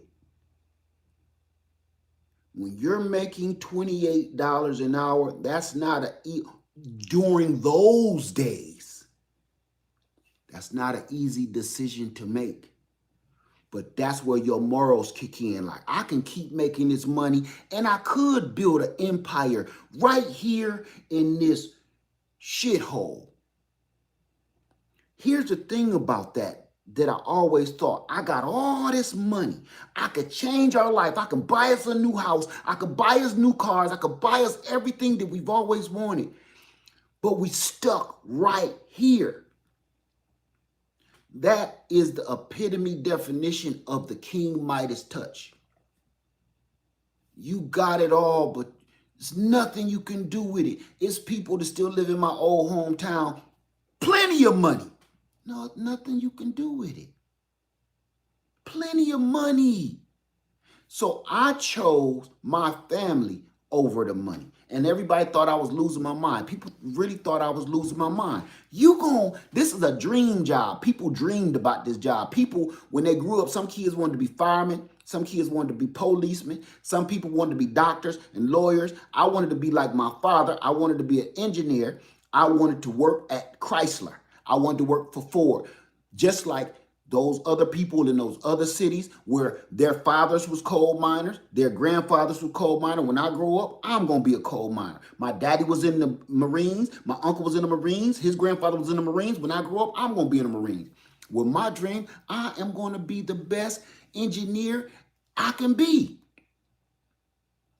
At the time, that's not. You don't think once you got your life focused on exactly what you want to do with your life, that's a hard thing to say, I can't stay here. For my family's sake, for all of our sake, I can't keep following my dream here, or we all might perish. If I keep trying to do this, you have to sacrifice yourself. So don't ever tell nobody what you will and what you will not do to survive. And when you do end up stepping out on faith, I guarantee it's going to be better. It's going to suck at first. It's going to suck at first. Because I'm going to tell you this. I left everything. I left all that money. I left my career. I left everything. And even though I was making a lot of money, I was still living. It was still weird. Okay. I was still paying, robbing Peter to pay Paul. I was still doing that because I had a lot of debt to catch up on back then. But guess what? Once I just let it all go, I went back to school, stayed there a little longer, let it all go, and moved down here. I've never lived no better in my entire life. I don't make as much money anymore. And I don't got all that crazy stuff. How am I living better? I'm telling you, he'll make a way. If you just do what you're supposed to be doing and stop doing what you want to do, telling you, I can't even explain it. I can't explain how am I living better when I'm making less money. I can't explain that. That's why when people say I live in an apartment, and I'll be like, man, get out of that apartment. I can't afford to live nowhere else. Yes, you can. The only person told you that is you. And the other people that's telling you you can't afford to live in a home of your own somewhere else, them is the people that don't want to see you succeed no higher than they are. If they're here, they want you. They, come on, girl, you doing it. That's right. Oh, come on. Yeah, you got it. You got it. And then once you get about right here, they want to keep you right there. They don't want you to do this. All of us got those friends where they right here, they want you right here. If you get too close, they do it innocently, but they do that. They don't ever want to see you do this. Those are the people that keep telling you, ain't no other houses out there. You can't afford nothing. You ain't going to get no man. You ain't going to find no woman in your dreams. You ain't going to have that car. Those are the people. While you doing this, they keep saying, you can do it. You got this. That's right. That we running stuff here. We running it. That's right. I got your back. I got your back. I got your back. I got your back, though. Those are the people that don't want to see you succeed. They want to see you succeed enough. That's that narcissism. Enough where you have to count on them. Just enough where you need their advice. Just enough where you need them. They don't want to ever have to need you. See what I said right there? They want you to always need them. They don't ever want to be in a position where they need you. All of us got those people telling us what we can and what we cannot do. When a person tells you, I'll never do something, I stay away from them people. Right? We all got them people in our lives right now telling you what you cannot accomplish without them. Say, I'm the first to do that. I'm the only one that has this. I'm the only one that can purchase this. I'm the only one that can control that. When you got people constantly telling you stuff like that, you better not get away. You better run. If people keep telling you, I got this, but you can't get this because I'm special, and you're not. Basically is what they saying, get out of there. Oh, this is exclusive. You can't get in because don't. I got a special pass. I got a special this. This is how I'm able to get this. Don't do it. Run. Run backwards first, just so you keep your eyes on them, and then turn around and run. Don't turn your back on people like that. As soon as they see you about to run, right in the back. Ah! Don't do it. So I'm sorry for raving on y'all. I just wanted to make it important. Make you feel like, man, this is serious. Stop calling hurricanes Hurricane Sue.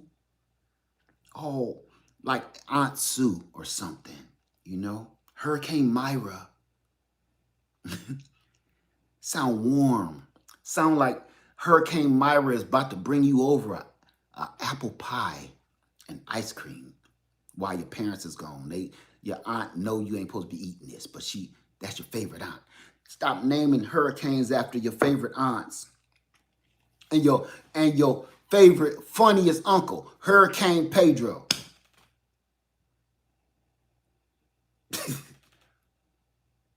You know when Pedro hit the party, man, it's going down. What, Uncle Pedro ain't coming? Nah, you know, he had to work. Why is we even here then? Everybody got that one uncle like, why is we even bothering doing this backyard barbecue then? If Pedro ain't gonna be, we should have scheduled this around Pedro's work schedule. Don't name the hurricanes after warm, delightful things because it makes people think nothing is going to happen to them. This is just old sweet Aunt Myra coming with an apple pie, or our favorite Uncle Pedro.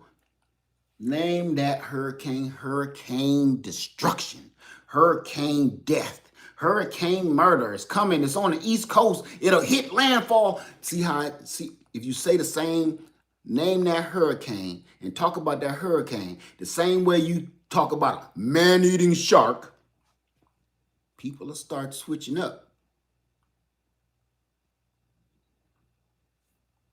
We play with words too much.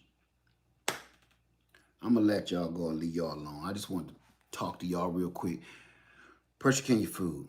Oh, Hurricane Paula said, Paula, you saved a lot of time and money not dating. I don't know what that was. But any questions? We've been in here forever. I didn't know I've been on this long.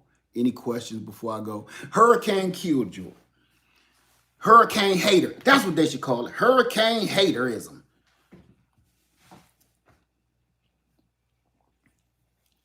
That's what they should say. What is it called? Hurricane apocalypse. Call it that. Hurricane end of days. Call it that. Call it hurricane judgment. Call it that. I bet you people will start taking stuff more serious. Any questions though? Canning, preparing, getting your solar generators powered up, keep them powered up, get your solar panels. If you have any questions on any of this stuff, I'm gonna be on my other channel later today on Hood Tech 73, and we just gonna chop it up like this. If you got any questions about technology, how to hook it up, whatever, I'm gonna be over there just taking questions. Hurricane, I'm gonna ruin your life. There you go. There you go right there. If we start doing that, we'll start taking stuff way more serious. What can we plant in September? What you got in your garden right now? Seek him. What do you have in your garden right now?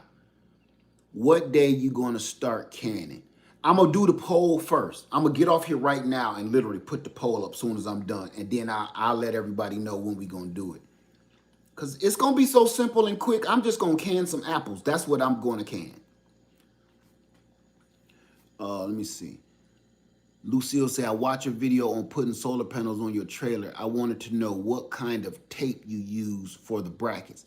I got that sealant tape. You can get it anywhere. I got it at a place here called Camping World.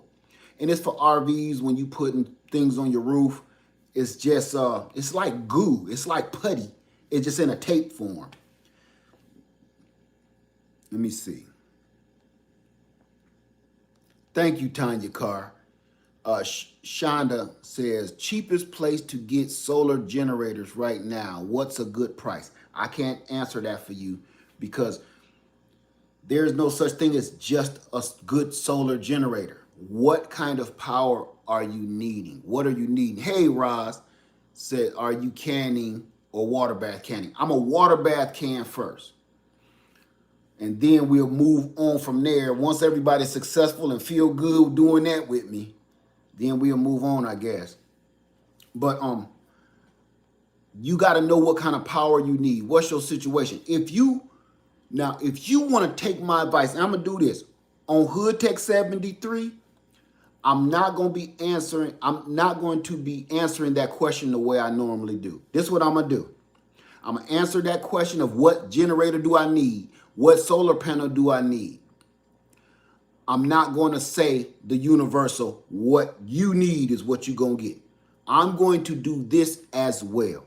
I am going to put together one of my ultimate packages that I feel for my situation will help me in most cases. I'm going to give you LED Farmer Solar Pack, mine, what I pick, what I like, the best of the best for me. If I had a grid down situation, I'm going to tell you, I'm going to say, you got to get what's best for you, but this is what I love. That's what I'm going to do on Hood Tech 73. And we're going to talk about what I got, why I got it. Because everybody keep asking that question because they must not have no solar or have no clue how this works. And I'm just going to tell you what I got, what I have for my main source and why. Let me see. I feel that Princess, I was going to do, okay, missed that. Can we win that? Can you win what, Carol Cook? Can you win what?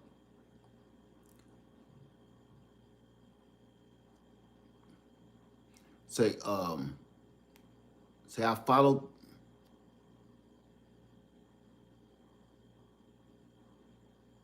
Missed that. I'm trying to see. Okay, I'm caught up now. Question: Have you tried that brisket that you can? And if so, was it tender or needed a little more cooking? Who just asked me that? Give me a tick. Thunder. Can I be honest with you, Thunder? That brisket was so good. I don't know if anybody saw me can the brisket. It was a long video. Did y'all see me can the brisket and then me and Lady Led eat it? How many people saw that video? Okay. You want to know why I still have briskets in the freezer? Because I will never, ever oven roast a brisket again for the rest of my life. I oven roasted one when I did the canning, and the canned brisket tasted better than the oven cooked, slow cooked brisket. As a matter of fact,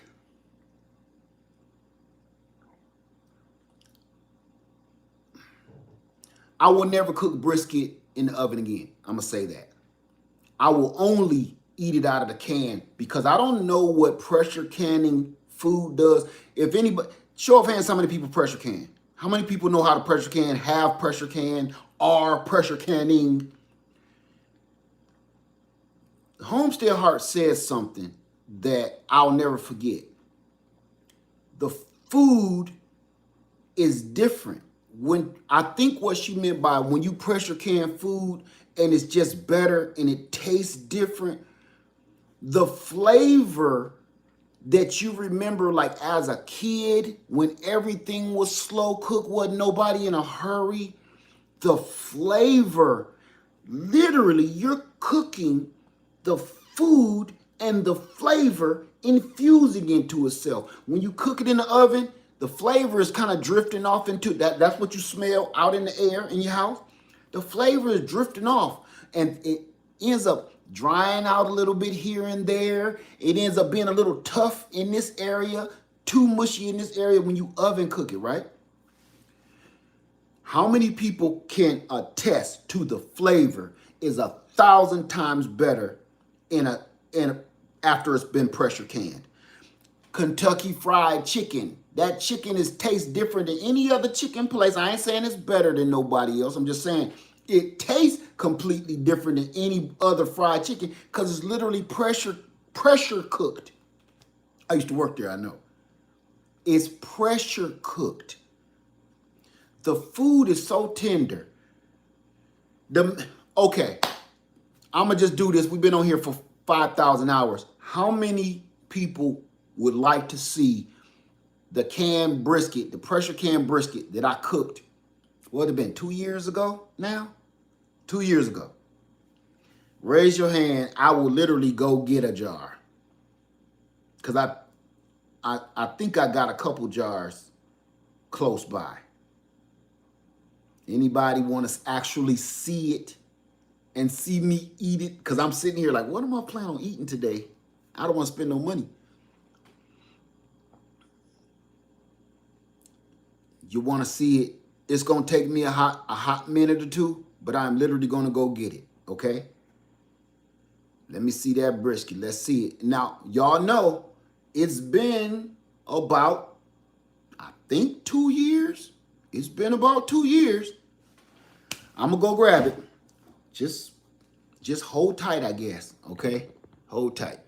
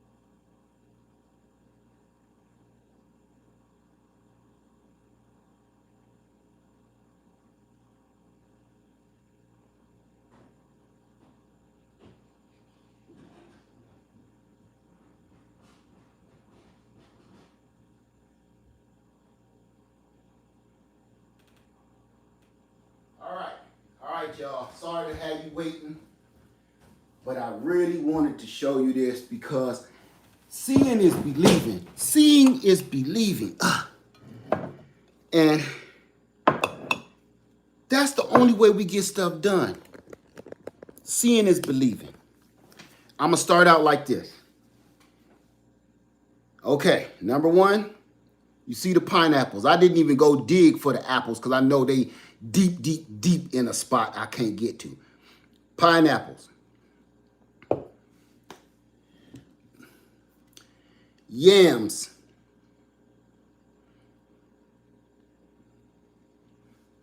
I did these 11/13 last year. So I did these in November. Yams.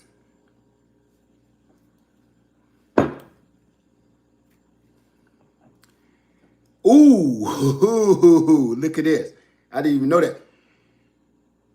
December 12th, 2020. December 12th, 2020, that is chicken breast. See the spices and the herbs all down in there. This is December 12th, 2020. And it still look like I cooked it yesterday. I'm trying to get it up near close so you can get a good look at it. Tender as all get out. Nothing is ever. What do you think about a propane generator? If that's what you want, go for it. I don't have no bad. Just propane is harder to get than gasoline. Now for the brisket. That is some of the brisket that I cooked. And the day, this brisket, this one I did on February of last year, February 21. But remember, I've been canning this brisket for a while now. So this is just the first crate that I had. That is beef brisket. Looked like I cooked it yesterday. And chicken.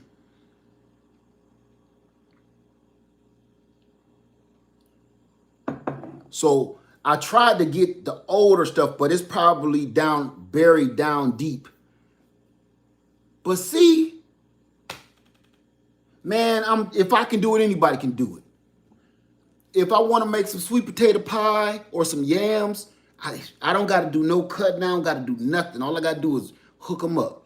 How long does meat last? I'm going to have you Google that because I'm going to say this. Like, I'm not a teacher. I'm not a teacher. I am a student. What you are looking at, how did I make these? I'm going to have you Google that, okay? I'm going to tell you. I'm a student to this game. All of this is ready to eat, ready to go, right out the jar. And if you want to see how tender it is, I literally go to my video of me and Lady Led canning this brisket, and you will see. It don't matter what kind of meat or vegetables you do. Just go do it. It don't matter. I'm going to say this. I have not one time. Ooh. I just thought of something. I have not one time ate no pulverized meat. The pulverized where I had this one where I had to redo it because I messed the timer up. Even it's not pulverized. Let me see. 0880 says, question, Laird Farmer. Reading between the lines here. Are you saying working for Chrysler, you had more money going out than coming in? Well, you may have missed everything that I said. You must have missed absolutely everything that I said. I said I went into debt because our job. If you have 2 motorcycles, 2 boats, 6 cars, 4 houses, how are you paying for that? So yes, I had more money going out than coming in because I was no longer employed. The houses that I had 2 apartment complexes that was bringing in money. That's not enough money to sustain itself, nor you in your lifestyle. So everything I had to get rid of stuff. So it's not that you just made a bad financial decision. Life happens. That's what this lesson was all about. Life happens. When your job, you come to work and the gates is locked. Everybody know about Dola Jarvis. If you're from Toledo, Ohio, you know about Dola Jarvis. I worked there before I worked at Chrysler. You come to work and the gates is locked, what you do? What do you do? People have never seen that before. You only seen that on television. Me and my family, my brothers and my father lived that moment. If you come to work one day and the doors are locked, you can't get to your job, you can't get to your locker, you still got stuff inside this building that does belong to you, and security is telling you nobody can come in here? Think about that. A lot of people ain't dealt with that. They've only seen that on television. How do you go home and tell your wife, they didn't let me come to work? What do you mean they didn't let you come to work? Was you late? No. The gates is locked. What's going on? I don't know. Until you hear about your fate on the evening news. You hear that you've been let go along with the rest of your coworkers. You learn about that on the evening news. How does that suck? I used to have nightmares about that. Nightmares. Why does it have to be so much fat in a jar? Because when you cook stuff down, you know it renders its own fat, right? When you cook something down, it renders its own fat. Now, here's the thing about that. That's the part that you don't see while you cooking something in a pan or in the oven, because you leave that fat behind. Roz Marie said, yeah, I remember when 50 schools were closing and mine was one of them. Roz, where you from? My school closed. My school got shut down too. They got rid of all of our schools in that city. Rosemarie, where you from? Are you from Toledo? Chicago. Okay. That was around, what was it? 89, 88?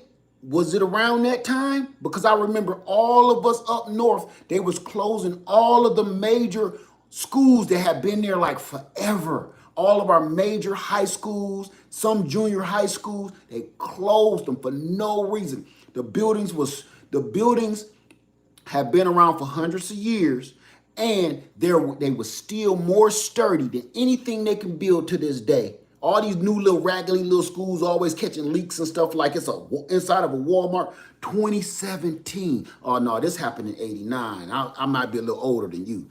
88, 89.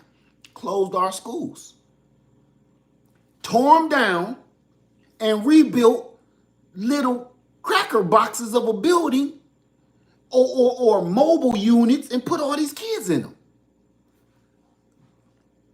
I cannot explain how stupid all of that. I can't even begin. That touches a little bone in my body, so I try to stay away from that conversation. Oh, you 61. Okay. But they did that in my city and in Detroit the same way. They got rid of all the schools that kind of look like castles. They got rid of all the schools that had everything you ever needed in it. Historic buildings. They got rid of our historic buildings and brought in a bunch of little RV box units or trailers from the back of a damn semi truck that put kids in there. Ain't nothing more disheartening than going to pick your child up from school and he come out of a damn back of a damn semi trailer with an air conditioner on it. Ain't nothing more disgusting to see that, man. You go pick your kid up from school, or you need to go in to talk to his teacher, and you got to walk up in the back of a semi-truck trailer to talk. And this a class. You turned this into a classroom. It's disgusting. It's disgusting. I'm gonna switch gears real quick. You know what you tell a child? You know what you tell a child mentally? You ain't gotta say it verbally.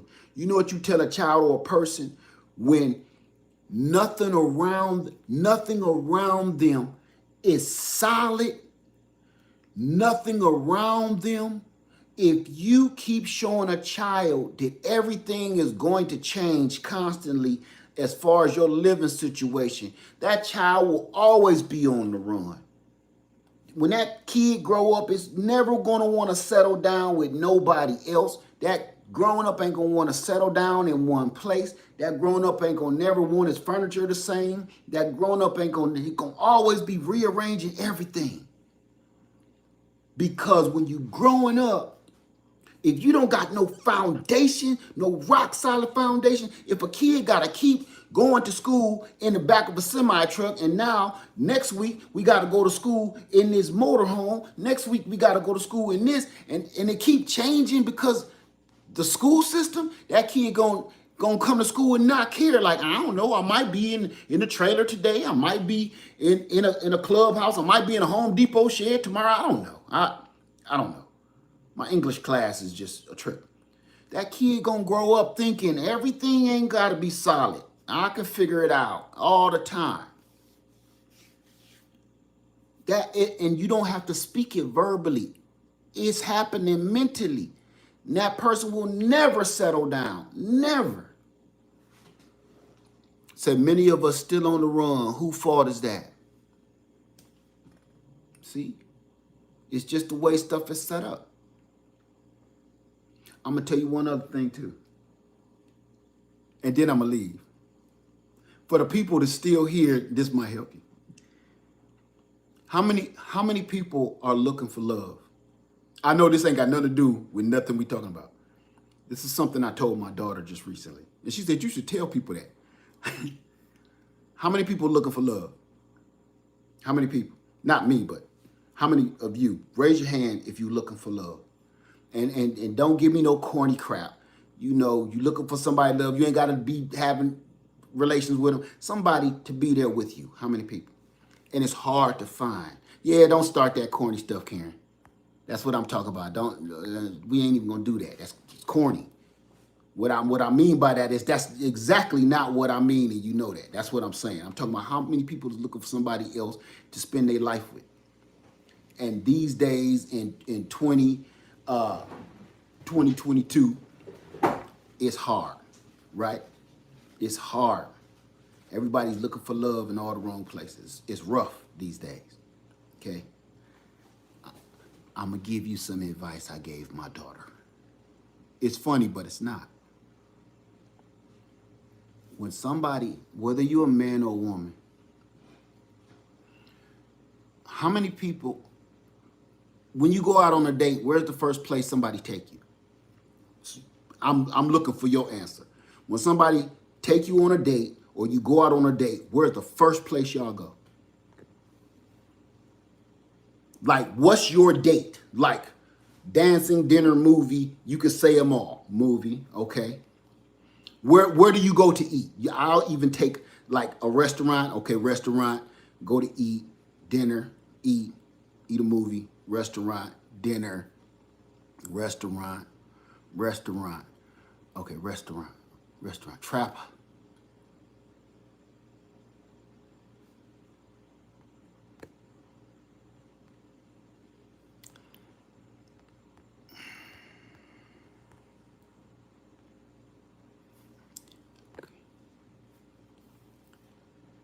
Okay. Most people is to the movies and to eat. Most people is movies and to eat. Here's one. How do you know this may or may not be a person that you need to be bothered with? You want to hear a cheat sheet? I'm gonna give you 2 cheat sheets. You go to dinner and then you go out for a dessert. Don't eat the dessert, or you can have the dessert in the restaurant. Go for dessert. Go for dinner. What did they order for dinner? Did they order the surf and turf? If they order the surf and turf, leave. Don't share no more information. If they ordered the surf and turf, don't share no more information with this person. Unless you into that. A hot fudge sundae. If you take somebody out for dessert and they order and it take them out for ice cream and see what they order. Take them out for ice cream and see what they order. That's the number one. Surf and turf is like, it's an indicator like. Take them for ice cream and see what they order. If they order a cone, and this ain't got nothing to do with their weight or their eating habits, nothing. If they say, give me a scoop of strawberry, give me a scoop of vanilla, give me a scoop of chocolate. What is that swirly stuff? Give me a little scoop of that too. And put it on a sweet cone. Do half and half. Run for your life.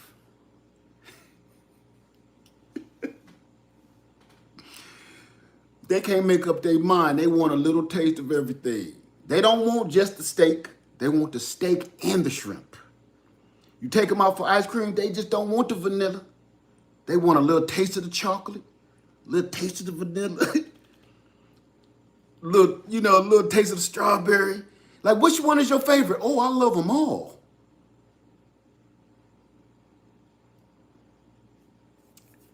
And excuse me, sir, can you sprinkle that with some nuts? Uh-oh.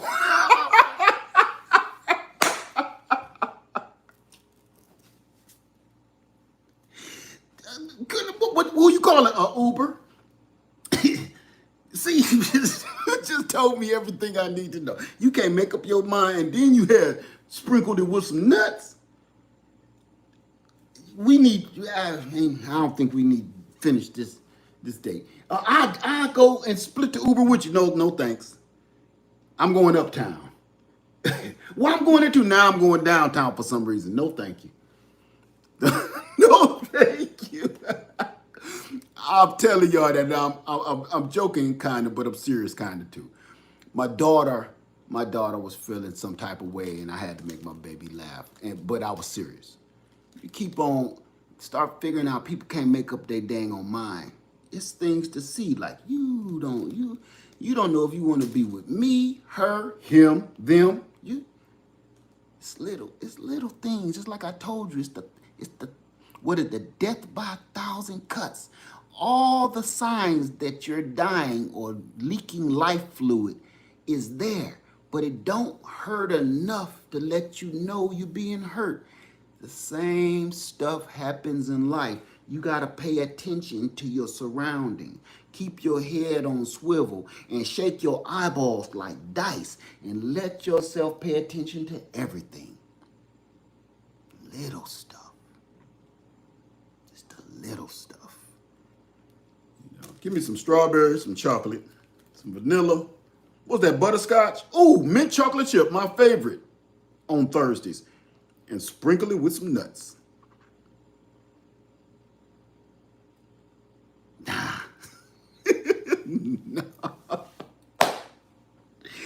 I'm joking. Do me a favor. Don't take that advice to heart. And be like, oh my God, Laird Farmer 73 told me to stay away from you. Why? Why? Because I ordered strawberry and chocolate? Oh, you dirty dog. You wanted all the flavors, don't you? You can't pick just vanilla or just chocolate, can you? Huh. Uber, call me a cab. Don't do that. Just jokes, kind of. Just jokes, kind of. Okay. Just saying. Everybody have a wonderful day. Please go store your food. And trust me, it made my daughter feel better. I hope she didn't take me serious either, because I don't want her getting rid of no man because he can't figure out what kind of ice cream he like. I'm like, what made you get mint chocolate chip? I don't know. I kind of had a taste for it. Oh, you did? For what? You ain't never said nothing about mint chocolate chip before? Yeah, a friend of mine. What's your friend name? What's your problem? Nothing. Something my daddy was telling me about. That's all. Gonna leave that alone. Everybody have a wonderful day. All right.